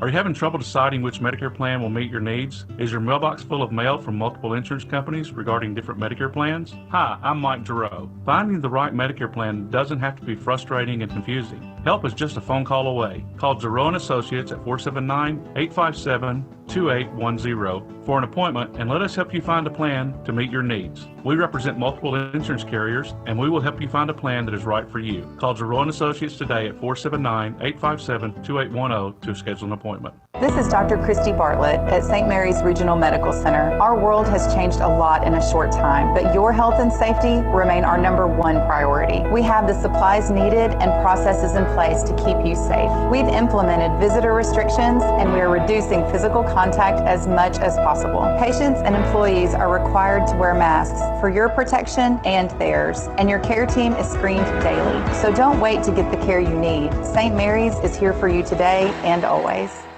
When your loved one is faced with the challenge of losing their independence, it's best to have compassionate and personalized care that operates with integrity. Your family will need a resource that works with doctors to serve as a bridge between the healthcare facility and the comfort of your home. You'll need the in-home excellence provided by Trinity Home Health. Trinity Home Health has the highest satisfaction rates from their patients here in the River Valley. If you have a loved one in need, call 479-662-4040. Trinity Home Health. Compassion, integrity, excellence. Thanks for listening to this EAB station for your football. This broadcast would not be possible without the support of our local sponsors like Tyson Foods. Today's Cyclone Live is exclusively sponsored by Tyson Foods. Keep it real, keep it Tyson. Whether you're listening in your car, online, or on your phone, no matter how you hear the broadcast, we're proud to be your home for the best in live football. And the next time you're at the store, remember our partners at Tyson Foods. Keep it real, keep it Tyson.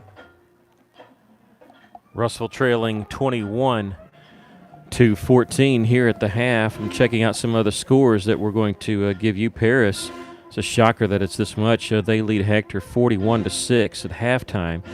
Atkins leads Perryville in the second quarter 28-20. Second quarter score, Mena leading Pottsville 27-6. Dardanelle ahead of Lamar at half 33-14. In our conference, Benton all over Siloam Springs 35-0 at halftime. That's going to be a mercy rule game the second half. So is Greenwood and Mountain Home. Mountain Home's better team, but it's still Greenwood. They trail Greenwood at the half. It's Greenwood 40 and Mountain Home nothing. We'll give you the stats of this first half for the Cyclones. Not pretty, but Russellville scored when they had to and only trailed by 7, so that's the stat that matters. But first downs look like this. Van Buren has 15 first downs, Russellville just 4. 303 yards of offense by the Pointers in that first half. Russellville with just 126. Break it down for the Cyclones. They had 134 yards passing, -8 yards rushing. Did not turn the ball over. That was good. 22 plays to Van Buren's 40. Break it down individually. The leading rusher has been Damon Donahoe. He has 1 yard on 2 carries, but realized he'd lost yardage on the bad snap that he had to fall on.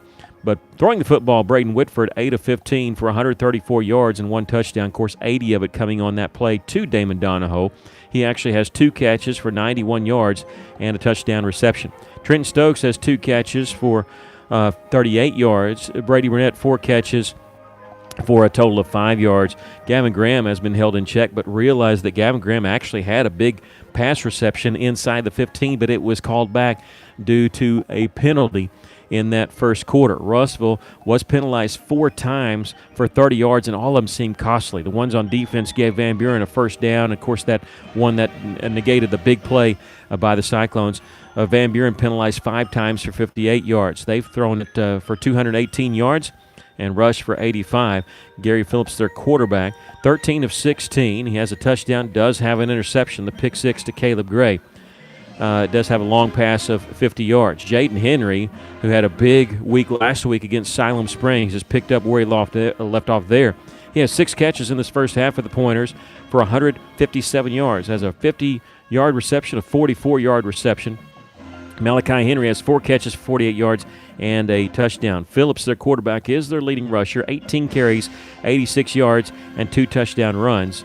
Dylan Titsworth with 2 carries for 0 yards.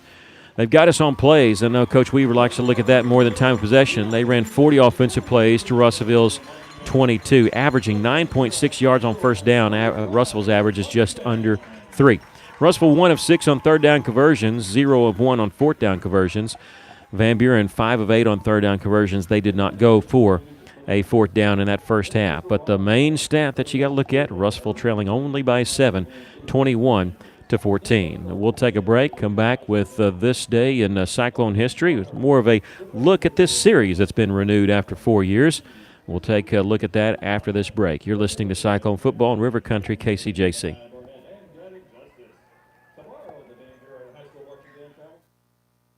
If you love quality pizza, Nonna Bella's Pizzeria at 717 South Arkansas will be your new favorite place. The dough and sauces are made daily with only the freshest and highest quality ingredients.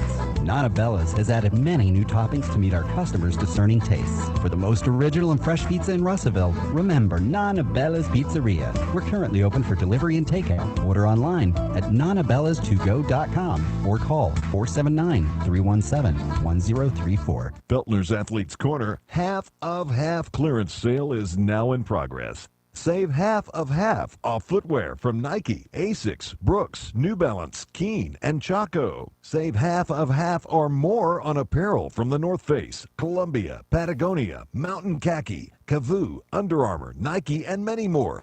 Feltner's Athletes Corner, 2320 West Main Street in Russellville. Open 9:30 to 6 Monday through Saturday. All sales during this special savings event are final. Hey, it's Drew Mitchell for Lakeside Oral, Facial, and Dental Implant Surgery. Lakeside is really proud this year to be sponsoring our local sports all throughout the River Valley. They're committed to the area. It's just another way they show that. When you're in the market for dentures, wisdom teeth, or whatever the case may be, remember Lakeside Oral, Facial, and Dental Implant Surgery, and check out their website at lakesideofs.com. Lakeside Oral Surgery, helping make the broadcast of local sports throughout the River Valley possible. Joshua's Fine Jewelry, your locally owned, family-owned luxury jewelry establishment in the heart of downtown Russellville, is having a really wonderful watch sale right now.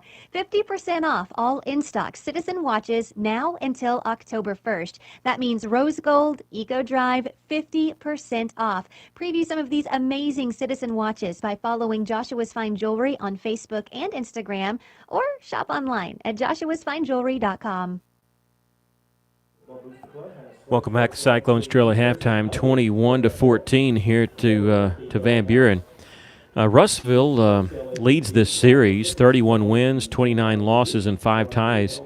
It's one of Russellville's oldest series. It's actually number 4 on the all-time list. Of course, Morrilton and Conway both are tied at 1. The third is Benton, and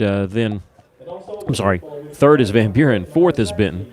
And so this is the third series. And what's weird about it is that Russellville and Van Buren were not conference foes until the 90s. They first played in 1909. It was a 6-5 pointer win. Touchdown was worth 5 points until 1912. So both teams with a touchdown, but Van Buren got the conversion. 23 of the 65 games, one team has been shut out, and that doesn't count a 0-0 tie in 1918. The first game ever played at Cyclone Stadium, believe it or not, September 9th, 1983, was against Van Buren. It was a 35-0 Cyclone win. The Pointers and Cyclones have played 44 times until they became conference foes in 91. Russellville won the last game between the two teams. You remember that one? That was a 32-31 overtime victory in 2015. I remember it. After scoring a touchdown in overtime, the Cyclones decided to go for 2. This was Coach Billy Dawson's first season at Russellville. Cale Folsom hooked up with Jackson Hickey on the 2-point conversion, and Russellville came away with a 32-31 victory. Seems like I remember that one quite well. It was a fantastic finish. Van Buren was 6-5 last year under Coach Crosby Tuck. Of course, we mentioned that he was the offensive coordinator till taking the job at the beginning of last year when Casey Dick resigned to take the job at Fayetteville. The Pointers lost to Little Rock Catholic in the first round of the state playoffs last year. They dropped down to 6A for the first time since 2011. Jonesboro replaces Van Buren in 7A due to increased enrollment. And Pointers at least are going to be 6A at least for 2 years. They do this on a 2-year cycle. We talked to Coach Weaver about that, so you don't know. After 2 years, they may bounce back up. It's a good rivalry to have. You like these I-40 rivalries because they're close. You can get here easy for both fans. It's like when Russellville plays Alma. It's a good rivalry to have.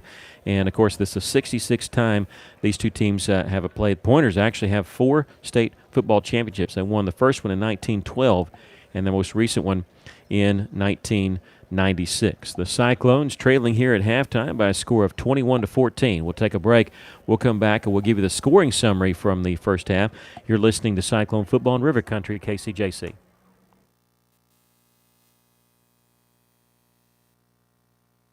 How many times have you had to go without your heating or your air unit when you needed it most? Your family's freezing or sweating and they look to you for relief. You call someone and they say it's going to cost an arm and a leg to fix. Do you really feel like you have a choice? Well, now you do. Call Tony at Arkansas River Valley Heating and Air at 479-964-4004 for a free second opinion from a guy you can trust to take care of you and your family and get that unit running without all the extra charges. Arkansas River Valley Heating and Air. How can I help you? Can you turn on the porch light? I can't see anything. Sorry, I didn't get that. Ow! Not every innovation is helpful, but the new ITMs at First State Bank can help you achieve your banking needs at the push of a button. Interact with local tellers, cash a check, and more, right from your car. Plus, ITMs are open weekdays from 7 to 7. To learn more about First State Bank's new innovative services, go to fsbitm.com.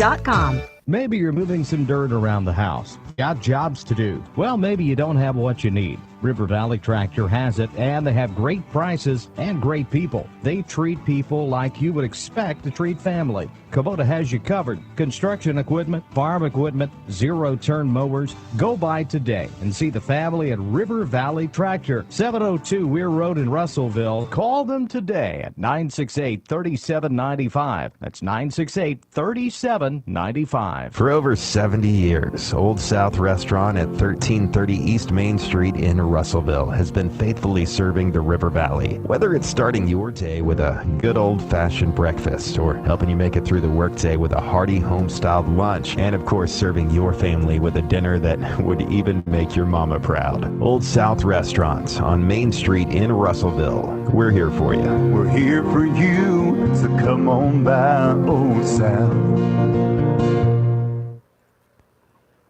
Welcome back. The Cyclones trailing Van Buren here at the half, 21-14. I want to give you a Whirlwind update. The Whirlwinds defeated BB last night, 47-6 at Cyclone Stadium. D.A. Reed threw for 120 yards and 4 touchdowns. Tracy Daniels, he caught 2 touchdown passes and then had 2 touchdown carries as he rushed for 153 yards, and he did all that on 10 carries and all that in the first half. The 8th grade team was also winners over BB, 32-8. Both teams will go to Valonia on Thursday night. They'll have another home game a week from Thursday. That'll be your next chance to catch them at home at Cyclone Stadium. As far as the high school team, they'll be back home a week from tonight taking on Lake Hamilton. Well, let's tell you how we got here. And we mentioned in our first break how Russell seemed to be running out of toes because they shot themselves in the foot so many times early on. Van Buren took them a couple drives to get going, and then they go 85 yards in 12 plays in 4 minutes and 16 seconds with 4:44 left to play in the first quarter. Gary Phillips, their quarterback, a 1-yard touchdown run. They scored early on in the second quarter. Again, it was Gary Phillips. This is an 18-yard touchdown run, a first-and-goal play from the 18, and it was actually a pass play, and he rolled out to his right and got the pylon, and that capped off a 66-yard drive in just 5 plays. But they had 2 big pass plays to set them up, one of 50, one of 44 yards.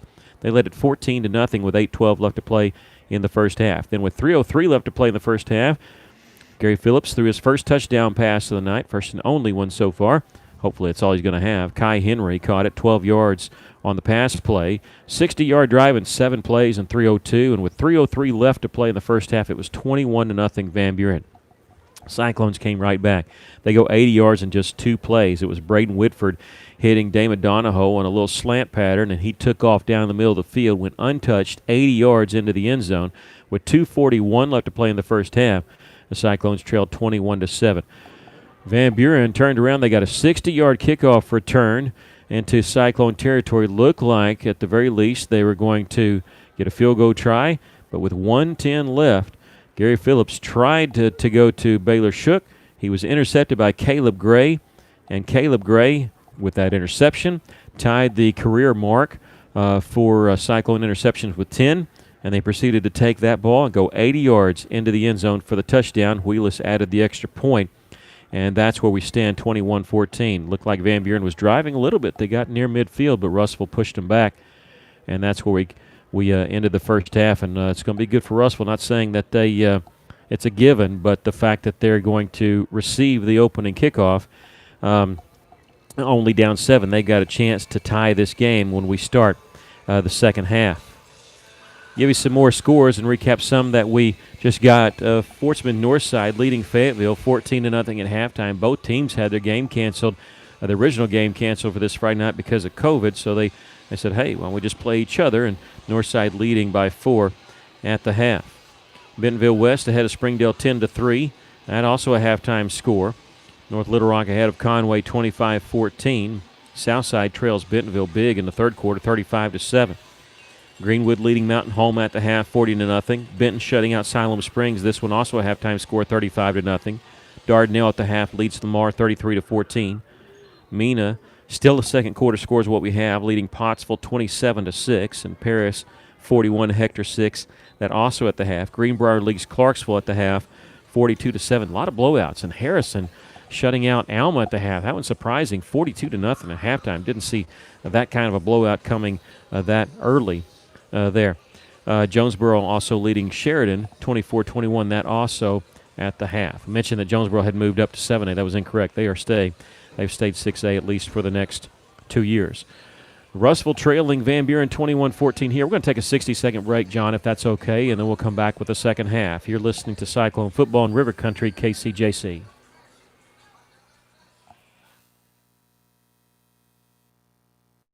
Hi, this is Danny Hips, General Manager at Phil Wright Autoplex, and we know that some of our customers who buy from us because of our world-class brands, Chevrolet, Buick, GMC, and Toyota.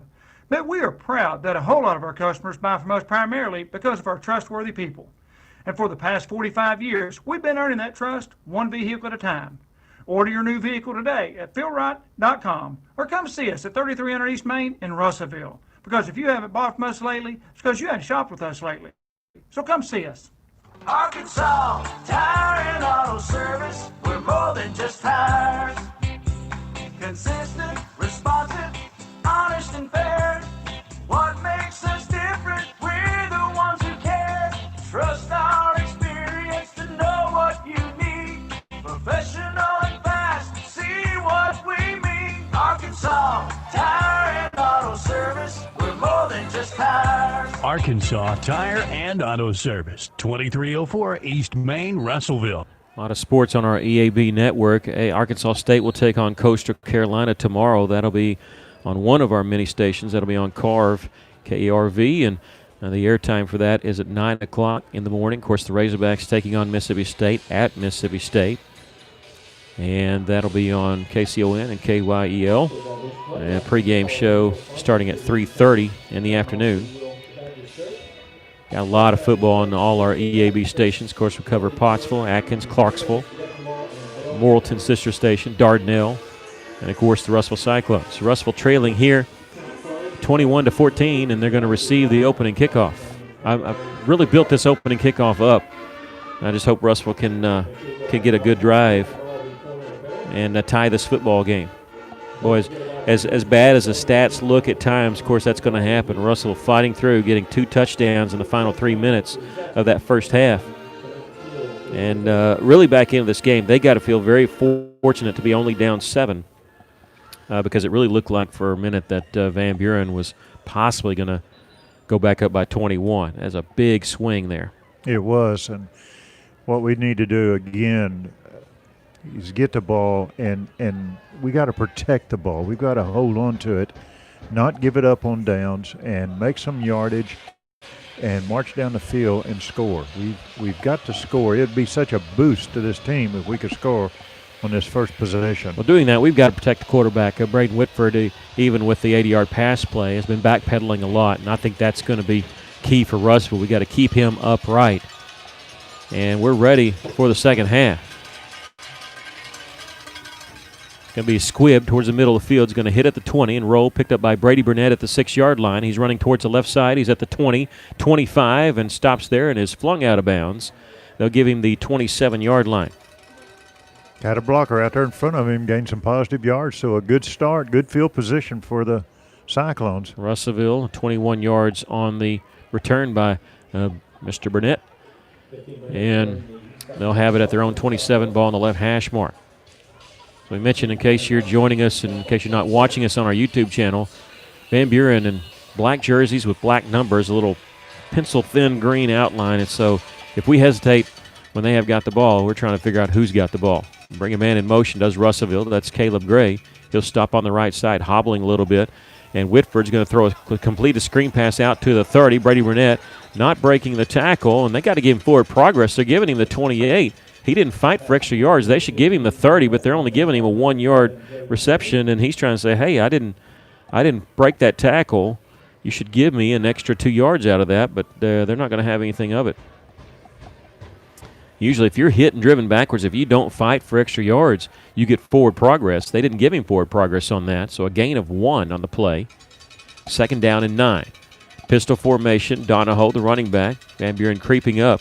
Going to turn, play action, pump fake, and Whitford going to throw a little slant pattern. It's picked off, and this one may go. He's at the 20, 15, 10, 5, touchdown Van Buren. They read the little slant pattern. It's something Russellville has used quite a bit, and they read that one, and it goes pick 6 the wrong way. Yeah, they had 3 defenders right there waiting for that, and just unfortunate. Well, it goes 30 yards officially, and it puts Van Buren back up by 13 now.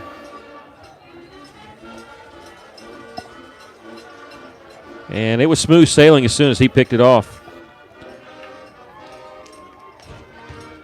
They're running on the extra point team, and good news is Russell going to get the ball back again. Bad news is they're probably going to be down 14 depending on this extra point. Russell coming around. They don't get the block, but did they angle it to the right? Nope, they just squeaked it in. 28-14 our score. Van Buren leading. We'll take a break. You're listening to Cyclone Football in River Country, KCJC.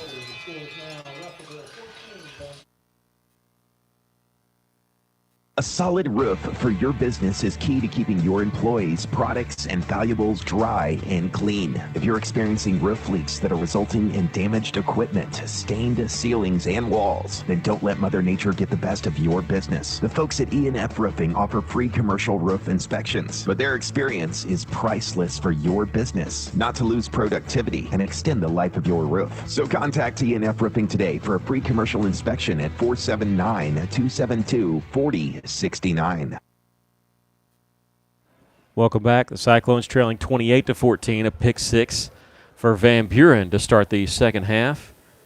Last one from 30 yards out. Little slant. It was thrown low, but it was picked off by the linebacker. And to be honest with you, I didn't get the name. No. It was in the area of Braxton Duro, but no way we could see that. So instead of Russellville trying to tie it up, they're going to be trying to get that touchdown back. Cyclones trail by 14. I know there's going to be a lot of points scored on this, but there's been 2 touchdowns scored by both defenses. Brady Burnett's going to take the kickoff, and he's across the 20, spins at the 25, and then says, I'm going to get an extra yard or 2, and he does to the 26 after taking that one from inside the 5. Another good run by Brady. Good field position for the Cyclones. 22 yards on the return. Russellville huddling up over on the sideline.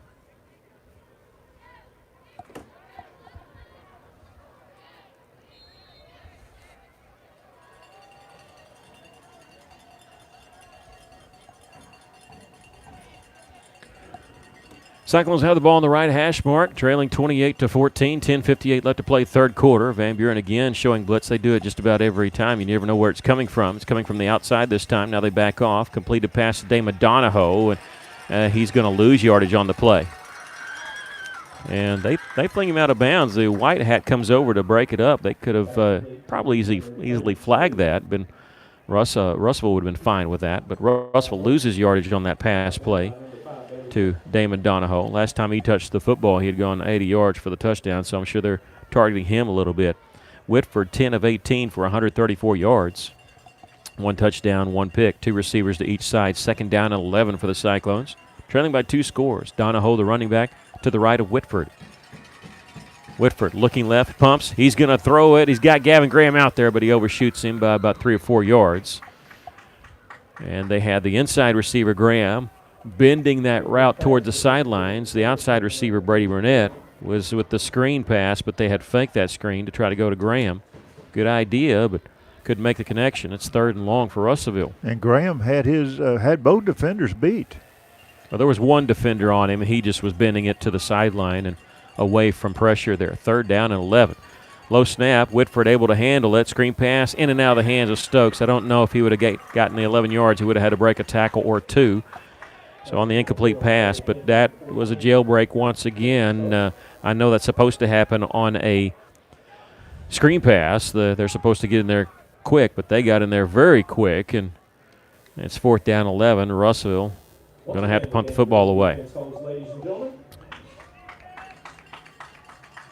Hallmark's been doing the punting duties for Russellville. He gets this one away. This one a high, wobbly kick. It's going to hit at the 45 of Van Buren, take a Russellville roll, and it's going to be brought down at the 36 is where it's going to be down, a 39-yard punt with no return.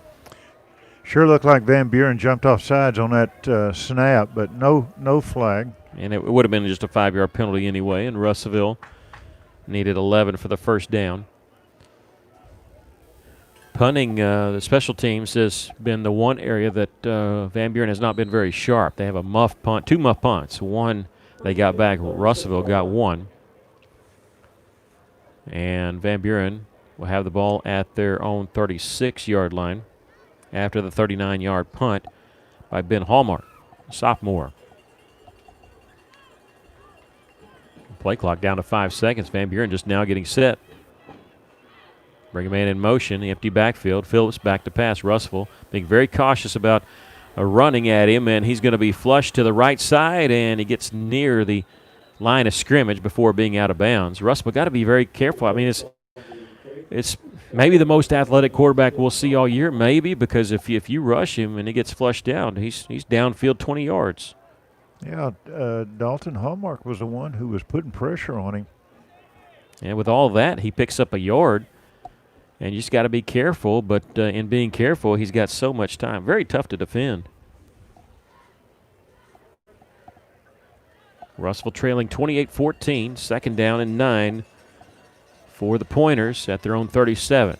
Empty backfield, 5 wide receivers in the pattern. Phillips back to pass, plenty of time. Now he's going to throw it down the middle of the field, and it's going to be tipped and incomplete. Almost intercepted. Caleb Gray almost broke the record. He tied the record in the second quarter for career interceptions. He almost broke it right there. Yeah, the ball was a little underthrown and had a good chance there for Gray to pick that off, but just couldn't get his hands on the ball. You can tell Caleb's hurting. He came into the game with an injury because he twisted his ankle against Benton, and he's just been gutting it out, and he's hobbling now. But you could tell he didn't have quite the hops that he usually does, jumping up trying to make that interception. 3rd down and 9 for the Pointers. 9:41 left to play, third quarter. They lead Russellville by 2 scores. And now Phillips going to call timeout. The play clock was down to 0. I'm sure they don't want to waste a timeout here early third quarter, but they do give it to him instead of the delay a game. And so we'll take a quick break, and Van Buren will be looking at 3rd down and 9 when we come back. Russellville trailing 28-14. You're listening to Cyclone Football in River Country, KCJC.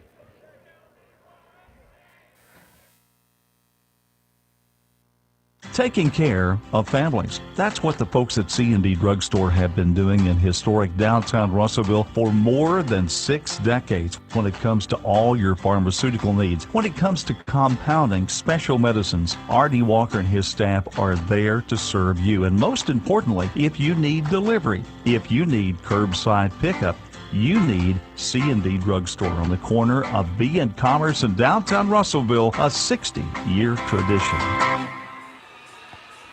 Van Buren burning a timeout here early third quarter because the play clock almost had them in a delay a game situation. And if it ends up being a close game, they may have rather taken the 5-yard penalty. But the Pointers looking at 3rd down and 9.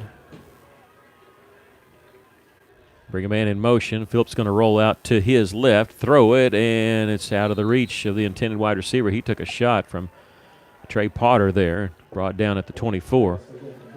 The receiver never had a chance on that one. And to bring up 4th down and 9. Good stop by Russellville.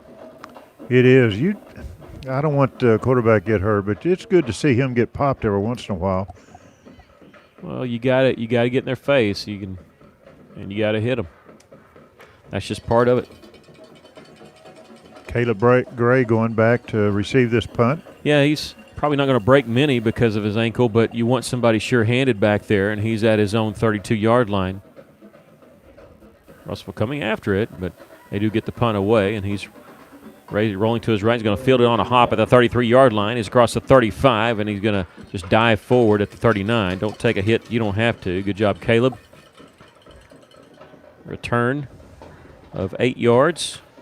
Yeah, if he hadn't done that, we'd probably be 10 yards back further than what we are right now. So that was a good job by Gray, just going ahead and fielding that ball. Yeah, he just doesn't want it to roll anymore. 9:26 left to play here in the first half.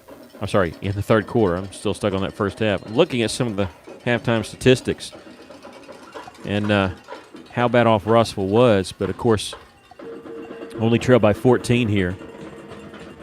Cyclones did get something going. Finley Golden in at receiver. He's on this right side. 2 receivers to each side, filling in for Caleb Gray here. Whitford back to pass, looking left, and he's going to throw. He's trying to go out to Gavin Graham over on that far side. It goes off his fingertips. And it looked like a very similar play there with Brady Burnett faked that screen, and Gavin Graham bended it towards the sideline. Just couldn't make the connection, but got closer on that one. 2nd down and 10 for Russellville. Graham still without a catch. He's been targeted 3 times, but remember, he did have a big catch, but it was negated due to a penalty back in the first quarter. It would have set Russellville up in the red zone at the time.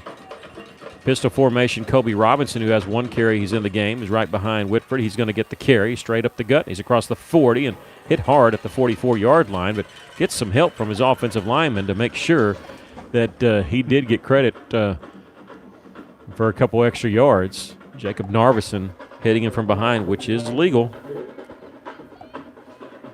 They should have given us the 44. They give us a 43. It's 3rd down and 6. Yeah, it seemed like Cyclones getting penalized a little bit, not giving us the yardage that we gain. That's twice they've done that.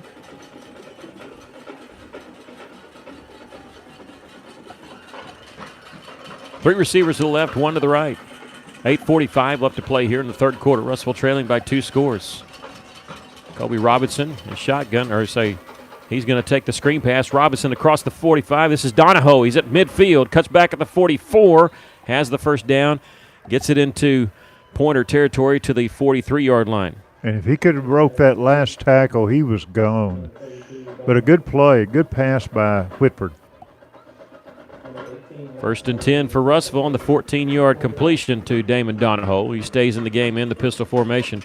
3 receivers bunched up to the left side, 1 to the right. Hard count. Van Buren showing blitz, but does not jump. They're lining up right there in the gap. Showing like they're bringing 4. Russellville changing the play. Play clocked at 12. Whitford back to pass. He's got plenty of time here. He's going to throw it on the post route and incomplete. And Russellville looking for the flag as Gavin Graham was knocked to the turf, and they're not going to get the call. And Whitford had something to say about it. And he thinks he was Graham was interfered with down there. Sure looked like he was. Because on the incompletion, it'll bring up 2nd down and 10 for Russellville, trailing by 14. Remember, there is no uncatchable rule in high school football. That was an uncatchable pass, but that's not a rule in high school. There's also no automatic first downs in high school football. 3 receivers bunch up the left once again. 2nd down and 10. Here comes the blitz. Russellville going to run right into the teeth of it and wish they hadn't. They're dropped back at the 46-yard line. 3-yard loss. It'll bring up 3rd down and 13. Russellville down 2 touchdowns here, maybe thinking this is 4-down territory. And I say that because if they're thinking we're going to go for it on 4th down, you might see them run a little play to get 5 or 6 yards here. Sometimes you can tell they're going to go for it on 4th down by what they call on 3rd down. 2 receivers to each side. Russellville trailing 28-14, under 7.5 to go in the third quarter. Play clock at 12 seconds. Whitford is checking with me over there with Coach Farr. He's back to pass. Blitz coming from behind him. He's going to be hit as he throws, and the ball is on the turf. That's got to be an incomplete pass, but Russellville comes up with it anyway. I can't believe they're calling this a fumble. His arm was going forward. Yeah, it was. Russell recovered it anyway, but there is no way that was a fumble. 13, TJ Dyer for the Game Green. And Russellville going to have to punt it away anyway. They would have punted away, but they lost about 6 yards on that play. His arm was definitely going forward. Russell recovers it at their own 49, so they end up losing 5 yards on the play officially. You could see that happening, and Whitford was winding up to throw it deep, and you can always tell the ball goes forward, his arm is going forward, and that's what happened. Pretty good punt by Hallmark, and Van Buren going to call for a fair catch, and hey, they actually made the catch. They've tried to catch 2 punts and muffed 2 of them. Russell got 1, Van Buren got the other. This one they actually get. This goes to the 17-yard line, so it's a 34-yard punt with no return, but another punt inside the 20 for Ben Hallmark, the sophomore, making his debut as punting for the Cyclones. He's also the backup quarterback. Very high punt and good coverage. Had 5 Cyclones down there surrounding the receiver. How about a turnover here? Russellville needs something good to happen on the defensive side. Gary Phillips, the quarterback, 2 receivers to each side. 1st and 10 for the Pointers at their own 17. He's going to give it to the running back, and he's going to be stacked up as he gets near the 20 to the 21. And I'm done guessing who it is. We were told Gallivan and Dyer were going to be the starters. But I think it's number 11, looks like.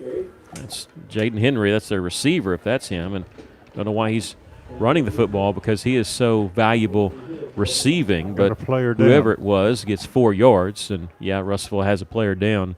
It'll be 2nd down and 6, and this looks like it's Hallmark, Dalton Hallmark, and he is up now walking off under his own power. We have an injury timeout. We're going to keep it here. We're not sure exactly. And the new COVID rules on timeouts, they extend them a little bit. I got this from our buddy Dan Burrows, who officiates football. He said COVID rules, you extend the timeouts, the injury timeouts a little bit. And Hallmark walking off slower now. And I couldn't tell. He's waving his arm around. I couldn't tell if it was a shoulder or if it was a knee or ankle, but he is going to at least sit 1 play out. 6:40 left to play here in the 3rd quarter. Cyclones trailing 28-14. Remember, Russellville will host Lake Hamilton next week. It's homecoming for Russellville next week. And Lake Hamilton is off this week because Parkview has had 2 games now canceled due to COVID, putting their team in quarantine. And so the Wolves get a week off. But because Parkview with a couple cancellations, that has mean that everybody in 6A makes the playoffs this year. Empty backfield for Phillips. Back to pass. Plenty of time. Now he's going to roll to his right, and he's got some room. He's across the 20, 25, the 30, and breaks the tackle at the 30, and he's going to be out of bounds at the 35-yard line. Van Buren's best play is when Russell is so good covering receivers, and Phillips just takes off and runs with it. I mean, not much to call those plays. You say, hey, everybody just go out for a pass, and then our quarterback will take off running. Very difficult to bring down. He's got 102 yards on 20 carries. Yeah, you don't have to be that much of an innovator to call that one. And as on 2nd and 6, Phillips picks up 15 yards. He's got 2 touchdown carries tonight. 6:09 left to play here in the 3rd quarter. We have official timeout. Not sure why. Oh, I can see now somebody's down on that far sideline, and I think it may be, well, the yardstick guy is down. Or no, okay, it's not anybody down. They were fixing the yardstick. All right, maybe the chain. You got to make sure that's unkinked. Maybe that was it, but looks like it's up and ready. And Van Buren coach out to talk to the man in the white hat. Not sure what about. He's out there to give his players a little extra time. Yeah, why not? Get him a little bit of rest. Hey, we have Cyclones Live every Tuesday night from 7 to 8 o'clock at the Old Bank Sports Grill. You can listen to it right here on 102.3. We do air it the next day. We put it up on our YouTube page, Cyclone Booth. Don't want to air it live. Want you to come out. Get something to eat. Listen to Coach Weaver. We always have a couple players and also assistant coach guests. Had Coach Farr on last week. Really entertaining. Also, Braden Whitford, the quarterback, was our guest. He has 2 300-yard passing games, and what a game he had last week against Benton. 1st down and 10. We're back to action now. And Phillips, no, it's somebody else going to throw a short hop, and that was not Phillips, the quarterback, because it was right-handed. No clue who that is passing the ball, though. We'll have to wait. I think it's number 11, Henry. All right. He's passing with, he's got gloves on both hands. Almost trick play, maybe. Well, Phillips is now back in at quarterback. And it's funny, we've talked about the black numbers on black jerseys, and Russell's, oh, man, Van Buren's PA guys had the problems with it. Almost a pick by Finley Golden as he read that screen pass beautifully. Instead of being blocked, he slipped in between and just dropped it. That was going to be tough, and if he had got it and stayed on his feet, he would have scored. 3rd down and 10 for Van Buren at the Cyclone 36-yard line. I'm sorry, at the Van Buren 36-yard line. 6:01 left to play here in the 3rd quarter. Russell trailing 28-14. Van Buren's taking their time. Yeah, the play clock down to 7 seconds. They've been very methodical on this drive and not been like them. 2 seconds once they do get the snap off. Phillips, he's going to throw, and it's going to be incomplete. And I tell you what, Caleb Gray broke on that one perfectly, and he's on his knees looking up the sky. He knew he had number 11 right there. He read Phillips' eyes perfectly on that play. And Phillips took a hit by Ty Hips, and he is slow to get up. He's not running off. He's walking off. And Caleb Gray, he's back to receive the punt. He's still thinking about it, but it was a big collision after that too. So I mean, it wasn't like he dropped a sure-handed thing. But I'm sure he's thinking I should have had it. That's the way Caleb is. Punter drops the football, and it's blocked. It's blocked. It's rolling back inside the 5, inside the 1, and Russell's going to cover it in the end zone. I think it was number 34, Hogue, that recovered that. How about that? Gabe Hogue, the sophomore. I don't know who got the block, but Gabe Hogue, his first touchdown as a Russell Cyclone. Yeah, they had a committee back there with a punter. Don't know whose hand got on the ball, but it was Hogue who recovered it in the end zone.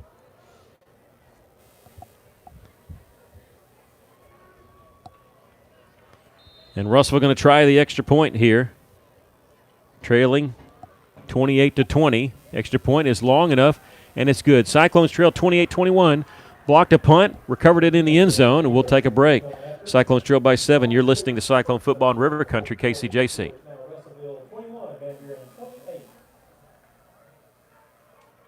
KCJC, Darknell, Russellville. You guys play the best country of all. River Country, KCJC. The right roof starts with the right roofer. That's why you should trust Miller Roofing Company. They're not just good, they're great. Miller Roofing has been serving our River Valley since 1991. Choosing an established company ensures upfront quality and back-end support for your home or business. Did you know the average roofing company lasts only 4 years? Mature, proven, and established companies carry the least risk, and that's what Miller Roofing's all about. Get your free estimate today by calling 479-890-3499 or visit miller-roofing.net.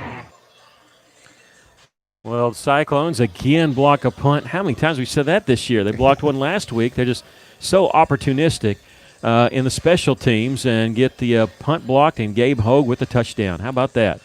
It's great, and they hid that so well against the punting team. And again, they had a committee back there. At least 4 of them were back there. Well, it all started with the punter, who I believe is Henry, and he dropped the football, picked it right back up, but that's just enough time for Russell to get the block and then the touchdown. A squib kick. It's going to be field to 27, running backwards now across the 30, 32. We have a flag down. This is going to be a hold. Russellville is going to drop him at the 31-yard line. This is a hold back at the 27-yard line. And Henry was the man running. Okay, blindside block. I thought I saw a hold, but blindside block, which is illegal now in high school football, and it's a good rule. I mean, you want to keep these kids safe. Finley Golden, number 2, was in on that tackle. And so, let's see. Penalty is going to be big for Russellville because it's going to put them back inside the 15 because it happened at the 27-yard line. I don't know if that's where they're going to mark it off from. If so, it'll put them down to 17. They can give them the 18. So I say that because officially Henry actually ran it out to the 31, but you have to stop his return where the penalty happened. So it's going to be 1st and 10, but Van Buren will have the ball at their own 18-yard line.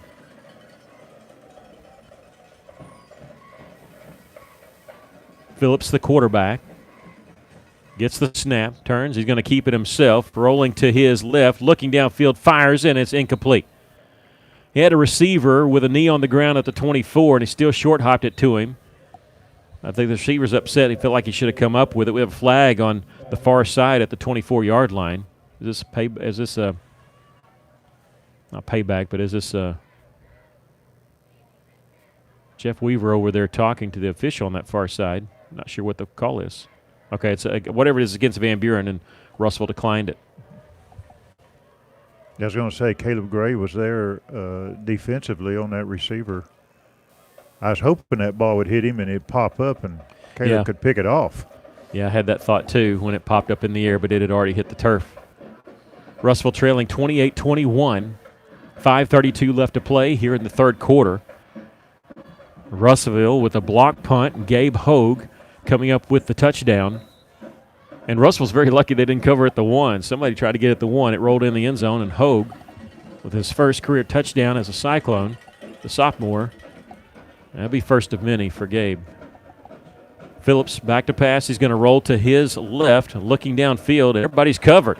He's running out of real estate. He's going to fling it downfield, and it's going to be incomplete. I tell you, Finley Golden was trying to catch one over the shoulder, and Phillips was running out of real estate there near the sideline, and that was almost an interception. Yeah, Finley Golden looked like a center fielder going after a fly ball over his shoulder. Well, he is a center fielder. He's an outfielder. 3rd and 10 for Van Buren. Another penalty on Van Buren. Another decline penalty. And Coach Tuck is out to talk to the man in the white hat. He's upset. I didn't see what they said the number who it was on, but I didn't hear what it was. Because it's not a personal foul because you tack that on. So whatever it was, it might have been a man downfield. Was it? Okay. Thanks, Chase. An eligible man downfield. So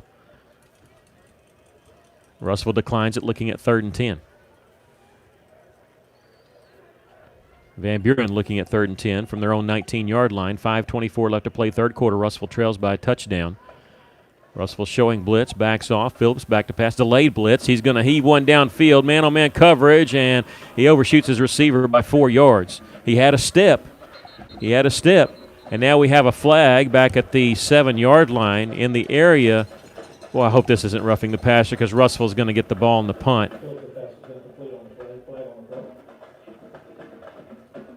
Personal foul. Yeah. Russell just gave him a first down. I didn't see the play because we're looking downfield to see the pass play. And, boy, instead of them punting it from their own end zone, and you never know what could happen after Russell just blocked one, now they've got a first down. This one hurts. Russellville was close to having the football down by a touchdown. They're just defense going to have to step up and try to get another 3 and out or get a turnover here. So new life for Van Buren at their own 29-yard line after the 10-yard penalty. And there's a handoff to Henry, and he's going to take a hit at the 26 and might have gotten back to the line of scrimmage. You know, they've ran that play about 4 times. First time it gained some yards. The last 3 times it hasn't got the yardage that they want.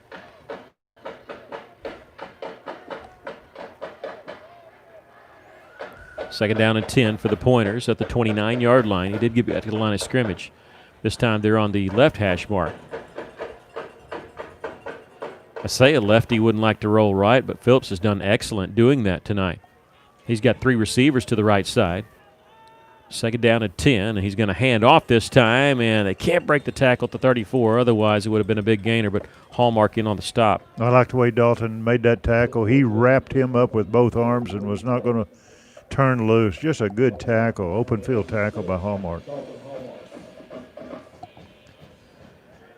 So 3rd down and 5 before the Pointers. Russellville trailing by a touchdown. 4:08 left to play, third quarter. Phillips claps, then looks at the sideline to check with me. See if they're going to change the play. Play clock down to 12 seconds. Looking at 3rd down and 5. They need their own 39-yard line for the first down.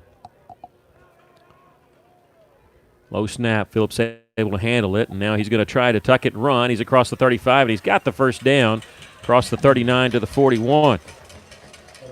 Again, their best play is, hey, Phillips, go take off and run. Get us the yardage. He's slow to get up, but he pops up now. He's hobbling a little bit. He's already missed 1 game this year. Van Buren has it, 1st and 10 from their own 41-yard line. They lead the Cyclones by a touchdown.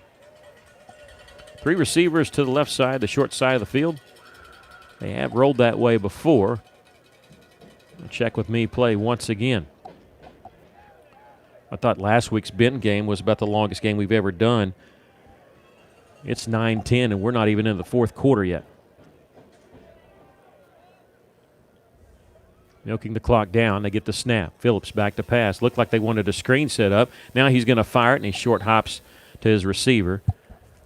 And he's been throwing everything low here lately, and I don't know if that's just the hits wearing on him. Maybe he's getting a little tired, but that one hit 2 to 3 yards in front of the intended wide receiver. Seemed like he tried to put some speed on that one, and he just threw it into the ground. And it could be because he's taking some hits, and he's trying to get rid of the ball too quick. Remember, he started off 8 of 9 in this game. He is now 13 of 23. Now, he still has 218 yards passing, but nothing like we saw in the first half. He had 2 big plays to set up 2 of their touchdowns. 2nd down and 10. Phillips, play action, back to pass, and they're going to try to set up the screen. They do. It's complete at the 40, 45. He's got midfield. He's got some room. Breaks a tackle there, and he's down the sideline. Breaks a tackle at the 30, back at the 20. He's at the 15, running across the field at the 10, the 5, and Russell able to stop him, but not until he gets down to the 1-yard line.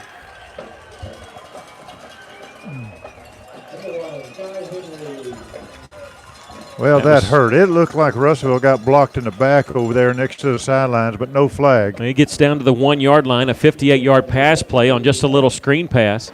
And actually had a screen set up to the left and to the right. Took the one to the right to Chai Henry, and he goes 58 yards to the 1-yard line. And remember, Russellville shooting themselves in the foot, roughing the passer when they had it 4th down and looking like they were going to get the punt.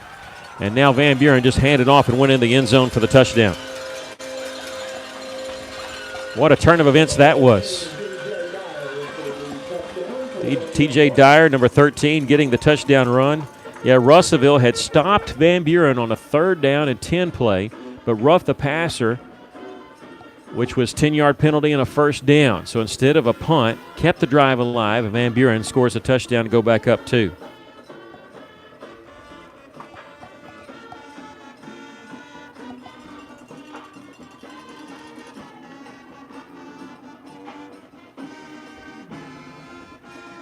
The extra point is good. 35 to 21 is our score. Van Buren leading. We'll take a break. You're listening to Cyclone Football in River Country, KCJC.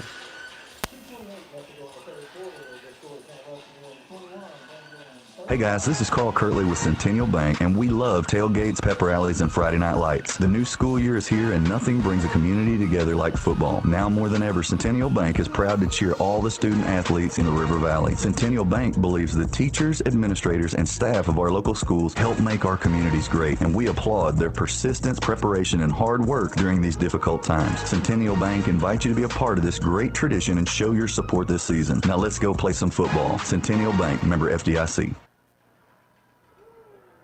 Welcome back. Van Buren scoring there. They go 71 yards in 8 plays, a 1-yard touchdown run by T.J. Dyer, the extra point good, but Russellville seemed to have them stopped. It was going to be 4th down and 10. They were going to have to punt from their own end zone. But a roughing the passer call gave Van Buren 10 yards, gave them the first down. It wasn't an automatic first down. It was just a first down. Kept the drive alive, and Van Buren back up by 14. Brady Burnett's going to take the kickoff from the 6. He's across the 15, the 20. He stops and waiting on his blockers, and then angles back right to the 25, 27-yard line is where he goes out of bounds. Another good return by Brady. 21 yards on the return, and Russellville will have it at their own 27-yard line. Will be on the right hash.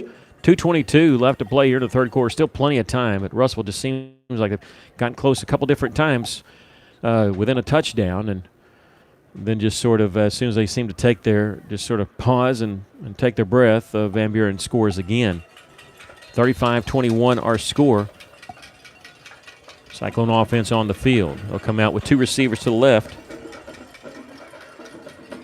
and one to the right. Right is the short side of the field. That's Gavin Graham. Running back is Kobe Robinson. They give it to Kobe, and he bounces it outside. He's across the 30, takes a lick there, but gets 2 more yards. Good play by Kobe there to get 5 yards on first down. Second down and 5 for the Cyclones. Kobe, just his third carry for 12 yards tonight. Graham, the receiver, staying on this right side. Burnett and Stokes to the left. Dalton Hallmark, number 86, is in at S-back. And now Robinson to the right of Braden Whitford. Minute 50 left to play third quarter. Russellville down 2 scores. And they're going to give it to Kobe Robinson on the sweep. He's having to run backwards. He stops back at the 25. He's going to be brought down there. Going to give him forward progress to the 25, but a big loss by number 25. He's really had no chance, and Russellville looking at third down and long. You don't want to go a 3 and out after your defense just had a long drive, especially when they seemed to have Van Buren stopped. And then the penalty gave Van Buren the first down in new life. Russellville going to go 4 wide receivers on this play. Kobe stays in the game at running back. Third down and 12. Russellville needs their own 37-yard line for a first down. We're at the final minute of the third quarter. Here comes the blitz. Whitford back to pass, and he's going to get away from trouble. He's going to have to. He dodges a man back at the 15, but he's brought down at the 18-yard line. And Russellville going to have to punt it away. Great coverage by Van Buren downfield. Whitford just didn't have any place to throw it. Yeah, that one he didn't have time. I wouldn't call that one a coverage sack. The blitz came from right up the middle, and Whitford had to he dodged a man or two, but then brought down. Did get after he was initially hit the 15, did get to the 18, and Hallmark on to punt. That's Ben Hallmark standing at his own 5. They're coming after it, but nowhere close, and the ball's going to hit at midfield, take a Cyclone roll inside the 40 and inside the 35. And I think the best play for Van Buren's not just Gary Phillips taking off running, it's also been avoiding the punt reception because of the trouble they've had with that in the first half. This one downed at the 31-yard line, so it's a 51-yard punt. Really good punt by the sophomore. Ben Hallmark, whose older brother is Dalton Hallmark, the senior, the S-back, an offensive lineman. 10 seconds left to play here in the third quarter. Russellville trailing 35-21. Just when you think Russellville's out of it, they come up with a big play. They need the big play here. They need a big stop. Don't want to go down 21 again. They trailed at one point 21-0. They cut it to 21-14 at halftime. Fell down back by 14, had the block punt, recovered in the end zone to cut it to 7. Back down by 14 now. Phillips brings a man in motion and forward pitch to Henry. He cuts it back up at the 30. He's at the 35 as he breaks a tackle there. Russellville trying to tackle the ball there, maybe strip it. Gets to the 40-yard line on officially a pass because it was a forward toss. And we've come to the end of the third quarter with our score. Van Buren 35 and the Russellville Cyclones 21. We'll take a break. You're listening to Cyclone Football in River Country, KCJC.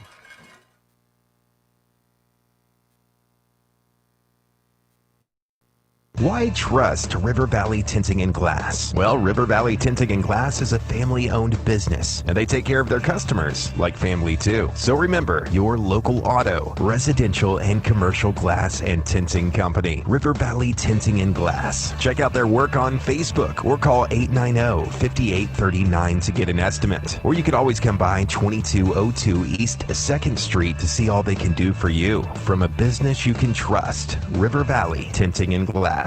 Cozy Furniture on East Parkway across from Comfort Inn and Suites loves and supports the Russellville Cyclones. Come in and see Joey and Dee, your local expert Tempur-Pedic dealers, and get the mattress of your dreams delivered to you free of charge. Check out Cozy Furniture on Facebook and Instagram or shop online at koziihome.com today. Come visit the knowledgeable staff at Cozy Furniture for furniture, accessories, and the Tempur-Pedic dealers who will not be undersold in Russellville. Go Cyclones. We start the fourth quarter, Russellville trailing 35-21. And Van Buren looking at 2nd down and 1 because of the injuries that we said coming into this ball game, and now I'm sure being tired, Trenton Stokes is in at defensive end for Russellville.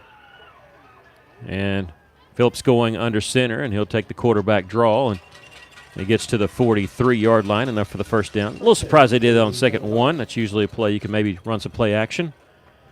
But they will just take the first down right now. Yeah, Russellville, without their offensive lineman, Travis Midlam, who broke his leg in the Benton game, and, of course, Jaquan Bobo, who had emergency surgery 2 weeks ago. Russellville trying to patch an offensive line together for tonight, changing some numbers and moving guys around. It's been tough for the Cyclones tonight. Phillips at 1st down and 10. It's a bad snap, and flags fly. I think it was a bad snap. I'd Benton on my mind. Van Buren covered it, but the flag comes in. It's a false start coming against Van Buren. That's a good break for Russellville.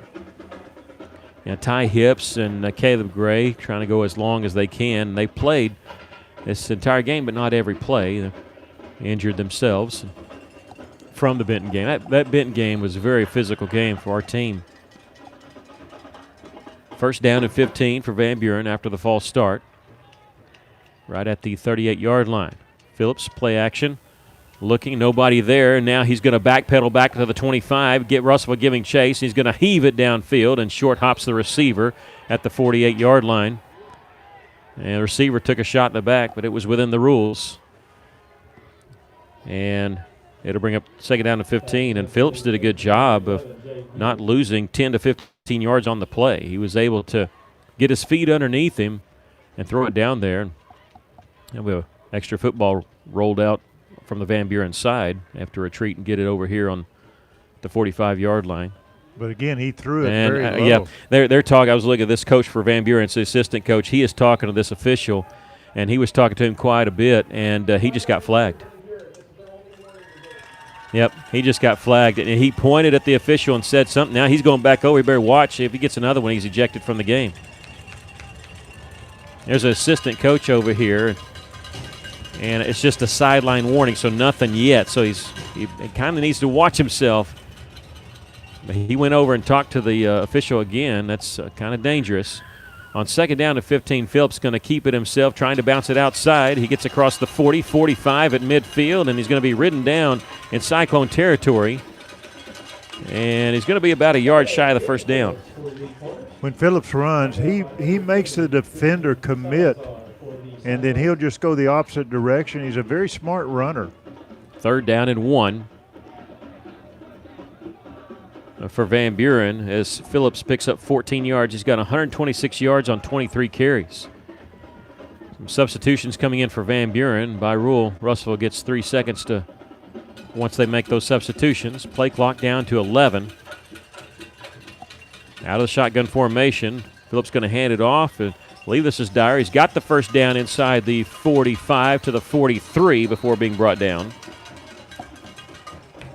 I think it's Dyer, but it's just a guess. Van Buren just got flagged. Sportsmanlike. Give him the 43. If it's unsportsmanlike, then it's after the play. The flag is sitting at the Cyclone 38-yard line. The ball is down at the 43.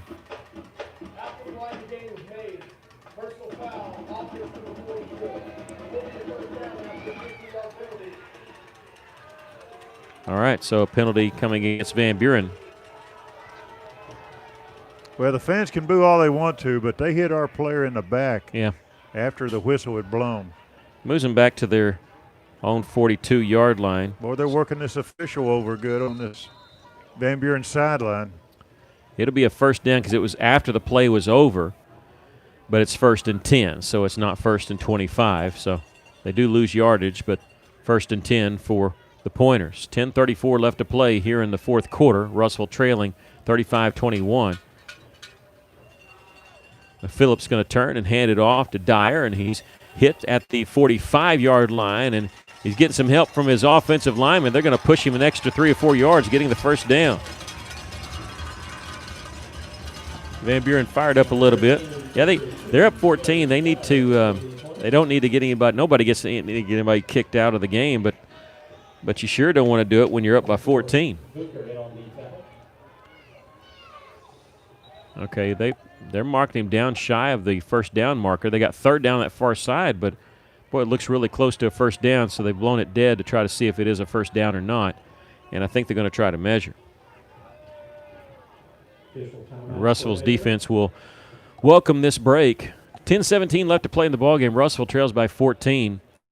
They cannot let Van Buren score a touchdown if they hope to come back here. It's becoming late.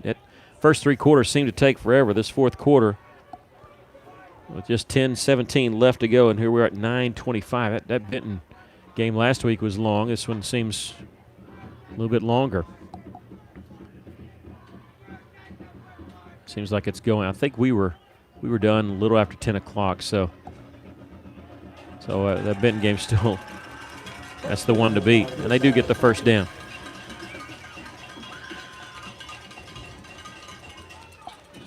Homecoming night for Van Buren. Russell will have their homecoming next week as they host Lake Hamilton. First down for the Pointers. Pointers on a 3-game losing streak as they fell last week to Siloam Springs. Had a nice comeback, but then Siloam went for 2 in overtime and beat them 43-42. Running back leaning forward, no call. Phillips, he's going to take a shot downfield. He's got a man open, and it's in and out of his hands. That one you could probably put on the receiver because that one was in and out of his hands. That ball looked like it was there. Yeah, it was a beautiful pass. A lot of air under it, but he got it to the receiver. Second down and 10.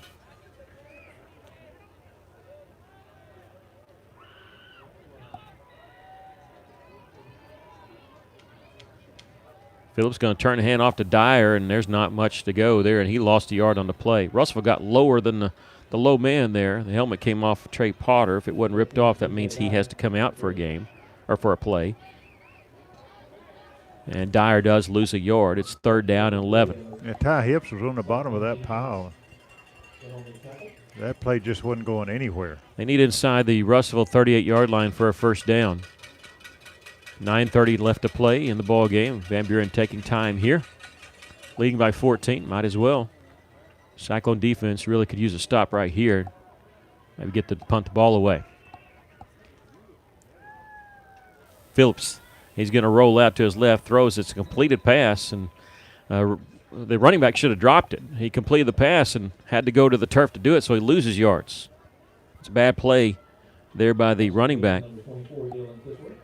You drop those if you're behind, and you're going to have to go to the turf, because doing so, you just lost 4 yards. It'll be fourth down and 15. In the NFL, you can get up and run, but not in high school or college. Think Russellville will go for the block again? Why not? Russell seems to block a punt or extra point at least one a game. They've already got one here. Why not go for another one? They're coming after it, but punter does get this one away, but it's a terrible punt. Goes out of bounds and almost hits a player for Van Buren at the 25-yard line. Okay, if they mark it at 28, that's ridiculous because it was beyond where they were.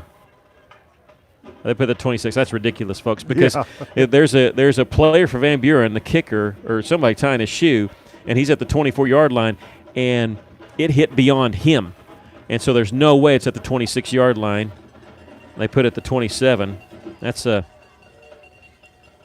wrong call there. There's no way it angled right there. But it goes as a 26-yard punt. Russell will have it at their 27. Basic geometry. That ball didn't take a right turn and go out of bounds. 2 receivers each side for Russellville as they got first and 10 with 8:32 left. Whitford going to roll to his right, looking downfield. He's going to throw. It's complete to Brady Burnett. He's got the first down and spun down just past the 40 to the 41. That'll stop the clock. Every little second counts if Russellville has hopes of getting back into and challenging for the victory here. They trail by 14. That's a 14-yard pickup. 8:22 left. Clock is rolling. First and 10 for the Cyclones. Trailing 35-21. Empty backfield for Braden Whitford. Russellville taking their time here. Play clock down to 12. Here comes the blitz. Whitford looking left, throws complete to Brady Burnett on the quick slant. He'll pick up Positive yards to the 46.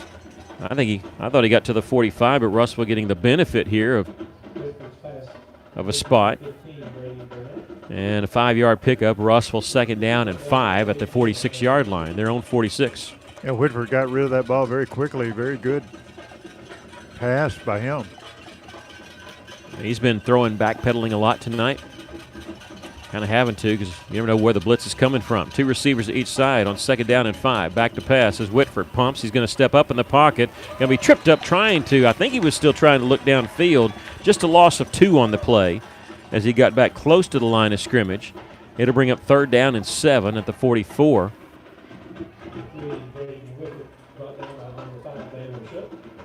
Russellville on the night, 2 of 10 on 3rd down conversions. And Stokes back in the game, Caleb Gray in the game. And they're going to flip over to this left side. Burnett and Graham in there on the right side, and Donahoe, the running back, to Braden Whitford. Play clock down to 11 seconds. 6:48 left to play in the ballgame. Russellville down 2 touchdowns. Whitford going to roll to his right. He's going to throw on the run, and nice catch by Brady Burnett, and he tiptoes to get his, I think he got 2 feet in over there on that far side to the 40-yard line of Van Buren. Good pass, good catch by Brady Burnett. Well, he caught it. He jumped up, he caught it, and he just held the ball up there as he looked down to make sure he was tiptoeing. And like I said, I think he got both feet in, just needed 1, a pickup of 16 yards. Russell's got 1st down at the Van Buren 40-yard line. Clock stops, 6:36 left.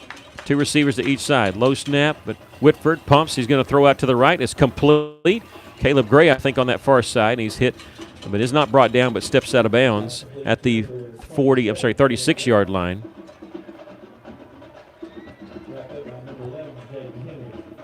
Clock stop with 6:29 left as he got out of bounds. Gray never actually went down. 2nd down and 6. Pickup of 4 yards on the play. I mean, every little second helps when you're trying to play from behind. Step out of bounds as much as possible. Russellville trailing by 2 touchdowns. Empty backfield for Whitford as 3 receivers bunched to that right side, 2 receivers to the left side. Whitford pumps. Now he's going to step up in the pocket, and he's going to throw down the middle of the field. He's got Stokes open and incomplete. Throw was a little bit behind him, and the defender was on Stokes but did not know the ball was coming. And Stokes almost able to pull that pass in without the defender knowing that the pass was coming. Stops the clock with 6:24 left. Russellville trailing 35-21. Looking at 3rd and 6 from from the Van Buren 36-yard line. Donahoe will be in the backfield to the right of Braden Whitford.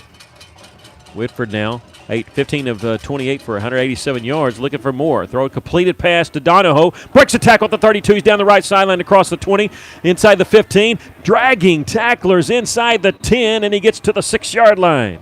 Great run by Donahoe. He just would not step out of bounds, just kept on going for that end zone. They're going to put him down officially at the 6-yard line, so that means it's a 30-yard pickup. He caught the pass 8 yards beyond the line of scrimmage and then made all the other stuff on his own. 1st and goal for the Cyclones from the 6. Clock rolling now with 6:04 left to play in the ballgame. Russellville down 2 scores, but knocking on the door. Kobe Robinson in the game, right behind Whitford. And he's going to motion out of the backfield, empty backfield for Whitford. Back to pass. He's going to throw to the far side. He had Stokes wide open, just overshot it. Yeah, he was wide open.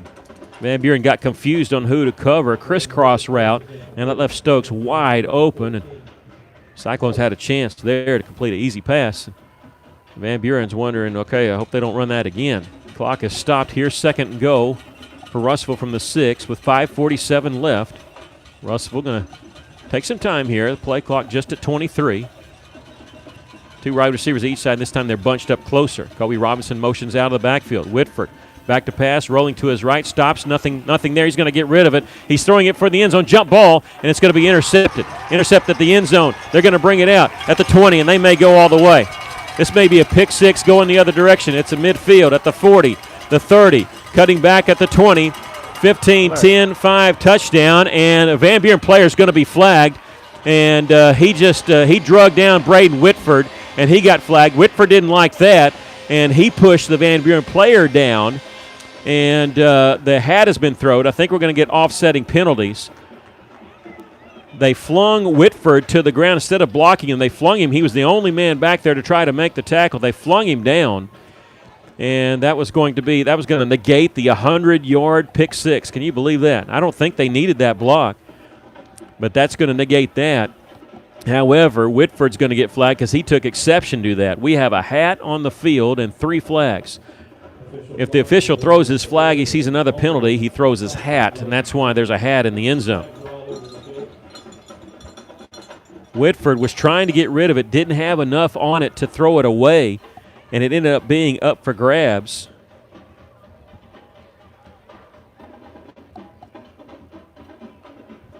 And should have been a pick six for Van Buren. They're still talking about it. Yep, they're still having a talk, I'm sure. I just hope that we don't have a player ejected.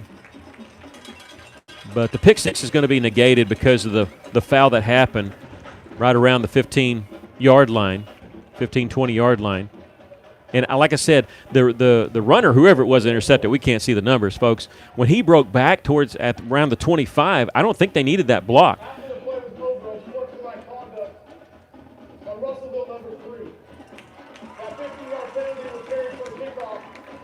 Oh, I can't believe they called the touchdown. Oh, my Can't believe they called the touchdown.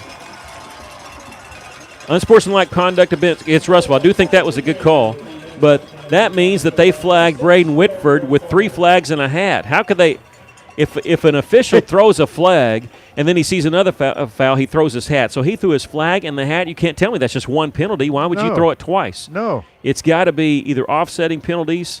The touchdown can't stand, and it does stand. That's unbelievable. He needs to answer a question why the hat. If he, like I said, if an official saw one foul, he throws a flag. He threw a flag and then his hat. You can't tell me that. Look, if they're both against us, and then you have 2 personal foul penalties, but they only came out with 1 personal foul. I think it's probably should have been offsetting, but the first one happened during the play, and so that's why Russellville's upset about it. Say, hey, we get the call against us. They're not arguing that, but there was a flag thrown during the run back at the 20-yard line when they took Braden Whitford to the ground. Russellville almost got in there to block that extra point, but does not, and Van Buren up 42-21. We'll take a break, try to sort everything out. You're listening to Cyclone Football in River Country, KCJC.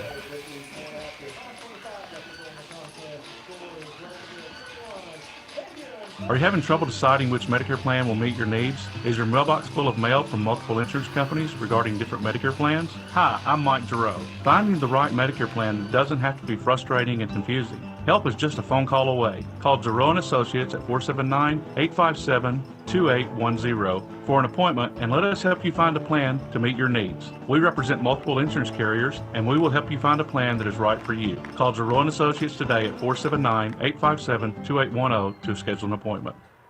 Well, we had a 100-yard pick six, and I don't know who had it. Fred Parkington is the one that returned it for the touchdown. The extra point was good by Van Buren. It's 42-21, and Russellville going to get the ball back, but any chance they had was lost there on the 100-yard pick six. Well, the only thing the official has to explain is why would I throw a flag and then turn around and throw my hat? Yeah, and what we're saying is this: he obviously saw 2 fouls, and if they're both against Russellville, that's fine. He threw his flag and then his hat. And they weren't simultaneous. He threw his flag, and then we got the end zone. So his flag was actually at the 20, and his hat was in the end zone. So he must have seen 2 fouls, yet only 1 was called. Now, again, if both of them are against Russellville, that's fine. But only 1 was actually whistled. But we saw 3 flags and a hat, and only 1 call. And really, the first flag that came out was when they were taking Whitford to the ground trying to block for the 100-yard pick six. But nonetheless, it winds up being a touchdown, and Van Buren going to kick off from the Cyclone 45-yard line because of the 15-yard penalty, and so they easily kick this one into the end zone. Yeah, I've always wondered why teams in that situation, why don't they go ahead and try an onside kick? Because at the very least, you're giving them the ball at the 30, and But Russell going to have the ball at their own 20-yard line, down 3 scores now, and that might have been the nail in the coffin there. It's going to be a miracle comeback if the Cyclones can do that here. Yeah, he kicked off at the 45 into the end zone. Russellville's 45, and the fans cheer like he kicked it 70 yards.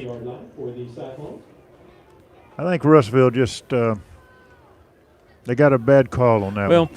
Look, the good part is we didn't have anybody ejected, which was what I was fearing when all that tussle was going on. I was worried we were going to get somebody kicked out, and if we have a player kicked out, then he's suspended for the first half of next week, the homecoming game against Lake Hamilton. Play clock down to 3 seconds. Russell's got to snap the ball quickly. It is Whitford back to pass. Pump fake is going to roll to his left, and he's going to throw it out of bounds. He does have a receiver in the area. That's Caleb Gray, but definitely just trying to get rid of it. Cyclones trailing by 21 here, and Russellville is down 21-0 in the first half. Made a bid, cut it to 7 2 different times, but just not enough firepower. And this, unless a miracle happens, this will be Russell's first loss they've had that hasn't been by 7 points or less. They've had 3 losses, all within a touchdown. Whitford back to pass. He's rolling to his right. Looking, he's going to throw, and Trenton Stokes. I almost said Caleb Stokes goes through his hands. Trenton is the younger brother of Caleb, and that'll bring up 3rd down and 10 for the Cyclones at their own 20-yard line. But it doesn't get any easier. Not saying that Van Buren's not tough, but when you've got when you've got Lake Hamilton coming up, and then Greenwood, and then Parkview, that's murderer's row in this conference. Parkview, number 2 in the state in 6A, but Greenwood number 1 in the state 6A. Lake Hamilton thinks they're going to challenge for the state championship for the next 3 years. And Siloam Springs is playing good ball. Yep, that'll be the last game for Russellville, right after they go to Mountain Home. Whitford on 3rd and 10, trying to set up a screen. It's complete to Stokes. He's got some room. He's across the 25, running laterally, cut it back up there. He does. He gets the first down and steps out of bounds at the 32-yard line. Yeah, good play. Good play by Whitford just to get the ball to Stokes. And Stokes tall. He was able to catch that one, haul it in. 12-yard pickup. So Russellville's got the first down, trailing 42-21. 5:04 left to play here in the ball game. We might finish by 10 o'clock, John. John Henderson, our engineer. We're going to have the scoreboard show. Rex Nelson coming up from 10 o'clock till midnight here on 102.3. 2 receivers to each side. Whitford rolling to his left, throwing. It's going to be incomplete. Brady was out there in the flat. Gavin Graham was in the air, but I think that was going to Brady. 2nd down and 10 coming up for the Cyclones at their own 32-yard line, trailing by 21.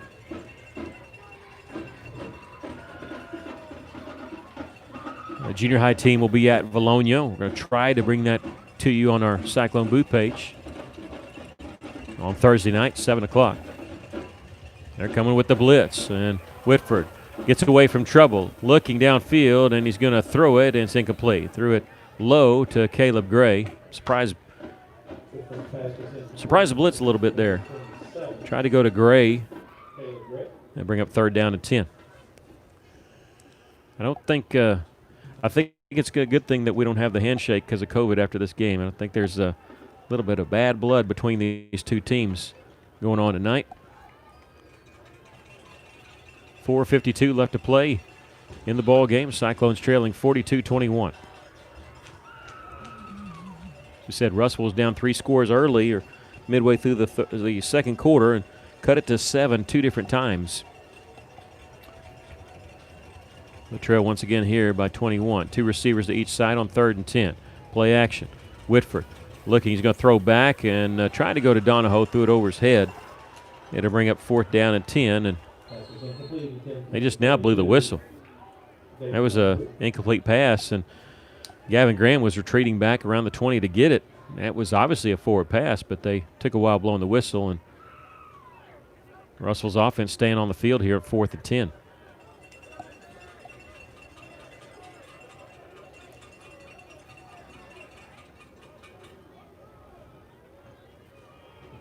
Yep, Russell looks like they're going to go for it. 3 receivers to the right, 1 to the left. 4:46 left to play in the ball game. And now a timeout's going to be called by Van Buren. We'll take a quick break. Russell trails 42-21. You're listening to Cyclone Football in River Country, KCJC.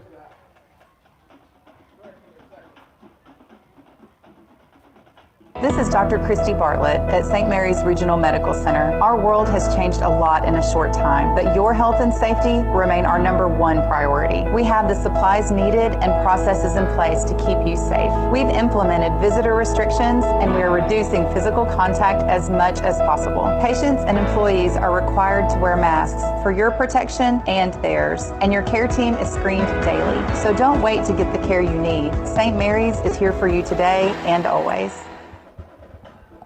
Welcome back. The Cyclones trailing by a score of 42-21, looking at 4th down and 10.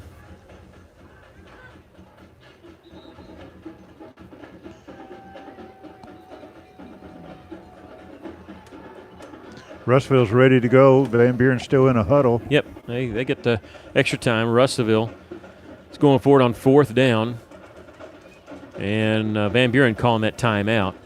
Surprised they called timeout. I mean, I know maybe they weren't prepared, thinking that maybe Russellville would punt it, but you're up 21. 4:46 left to go in the game. 3 receivers to the right, 1 to the left.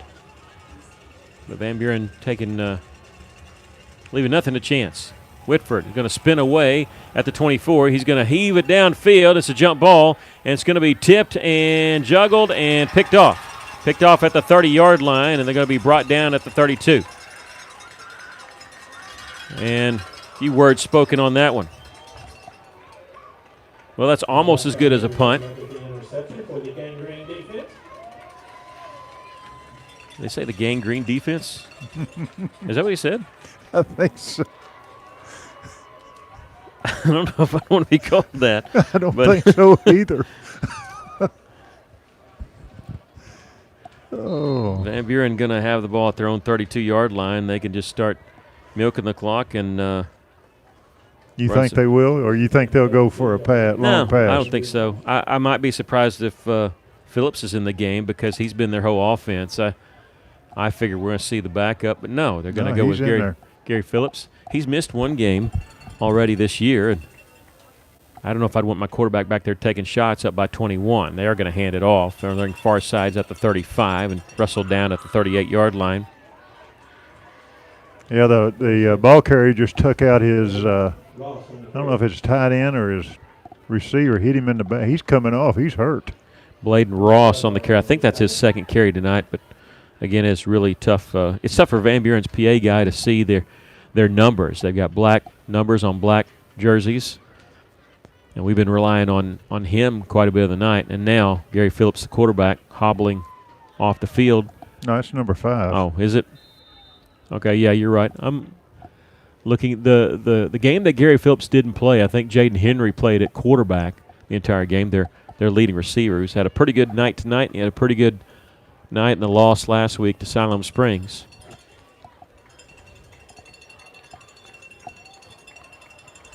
Two receivers to the right, 1 to the left. 2nd down and 4 for Van Buren. Handoff here. I think this is Ross again, and he's going to be stopped about a yard shy of the 1st down. You know, whoever for Van Buren purchased these jerseys should be made to pay for them out of his own pocket. It's unbelievable.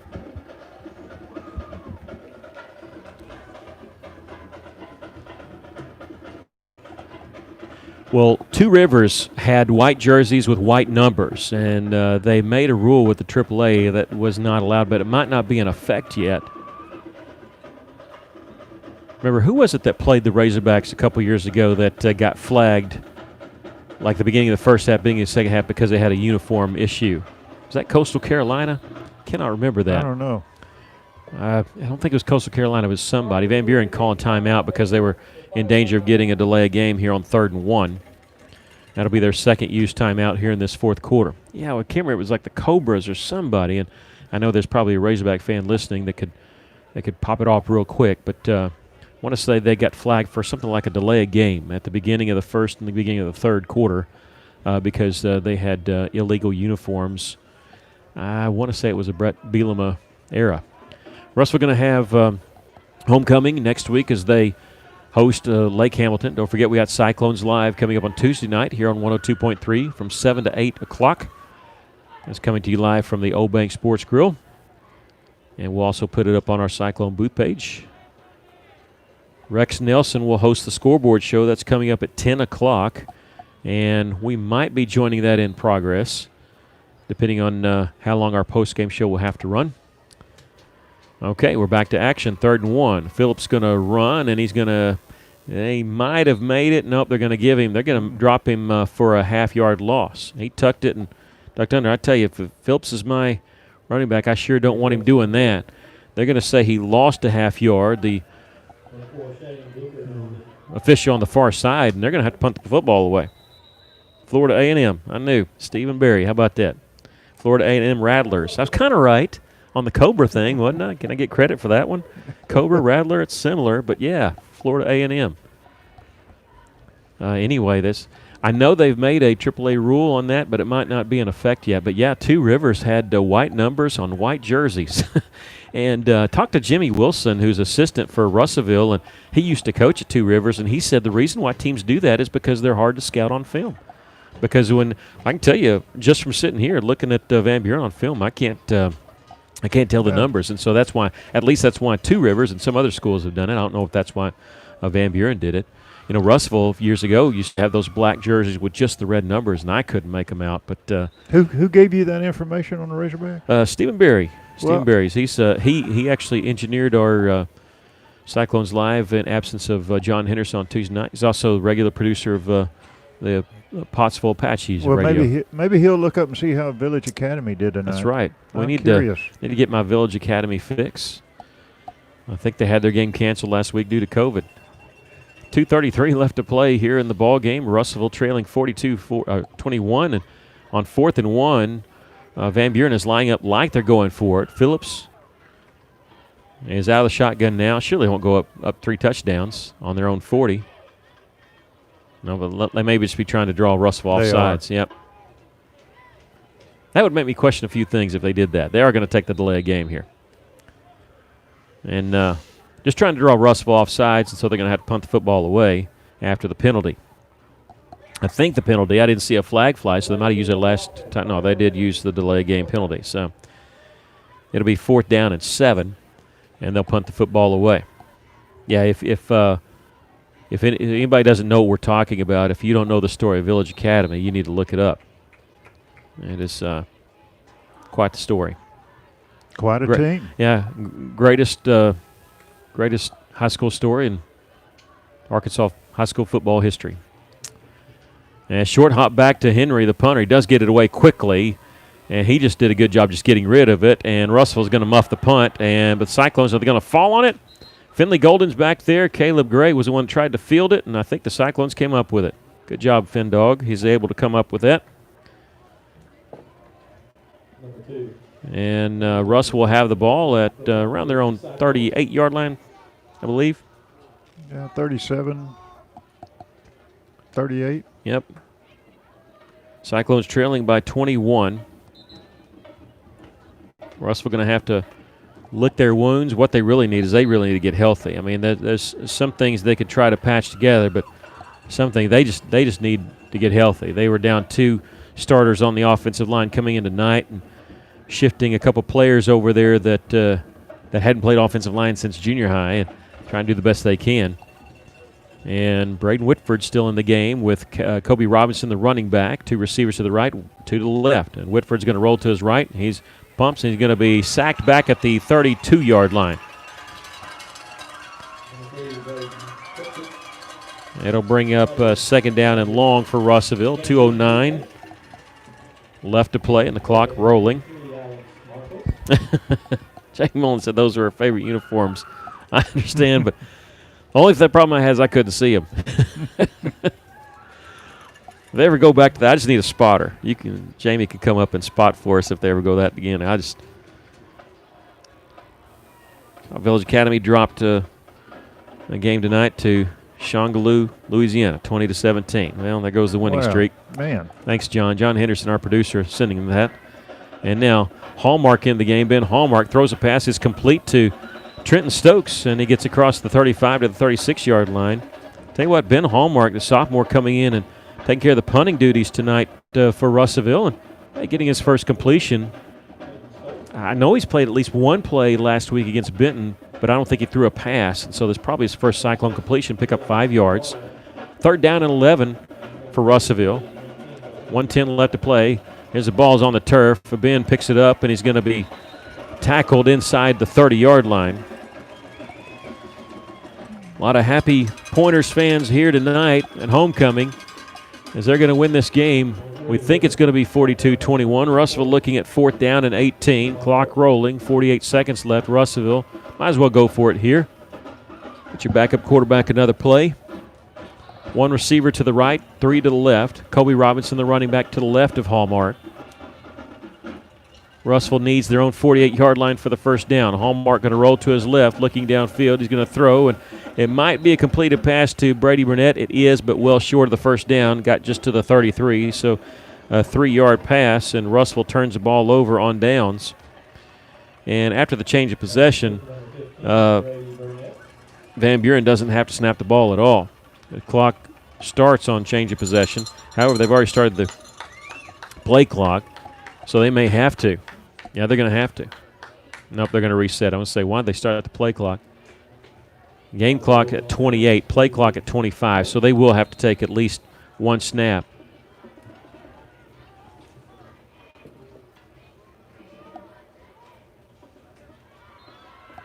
And they take a knee back at the 38-yard line, and that'll do it. The Cyclones lose it by a score of 42-21. We'll take a break, come back with a quick post-game show.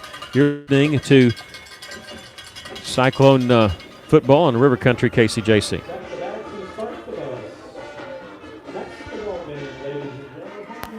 When your loved one is faced with the challenge of losing their independence, it's best to have compassionate and personalized care that operates with integrity. Your family will need a resource that works with doctors to serve as a bridge between the healthcare facility and the comfort of your home. You'll need the in-home excellence provided by Trinity Home Health. Trinity Home Health has the highest satisfaction rates from their patients here in the River Valley. If you have a loved one in need, call 479-662-4040. Trinity Home Health. Compassion, integrity, excellence. Thanks for listening to this EAB station for your football. This broadcast would not be possible without the support of our local sponsors like Tyson Foods. Today's Cyclone Live is exclusively sponsored by Tyson Foods. Keep it real, keep it Tyson. Whether you're listening in your car, online, or on your phone, no matter how you hear the broadcast, we're proud to be your home for the best in live football. And the next time you're at the store, remember our partners at Tyson Foods. Keep it real, keep it Tyson.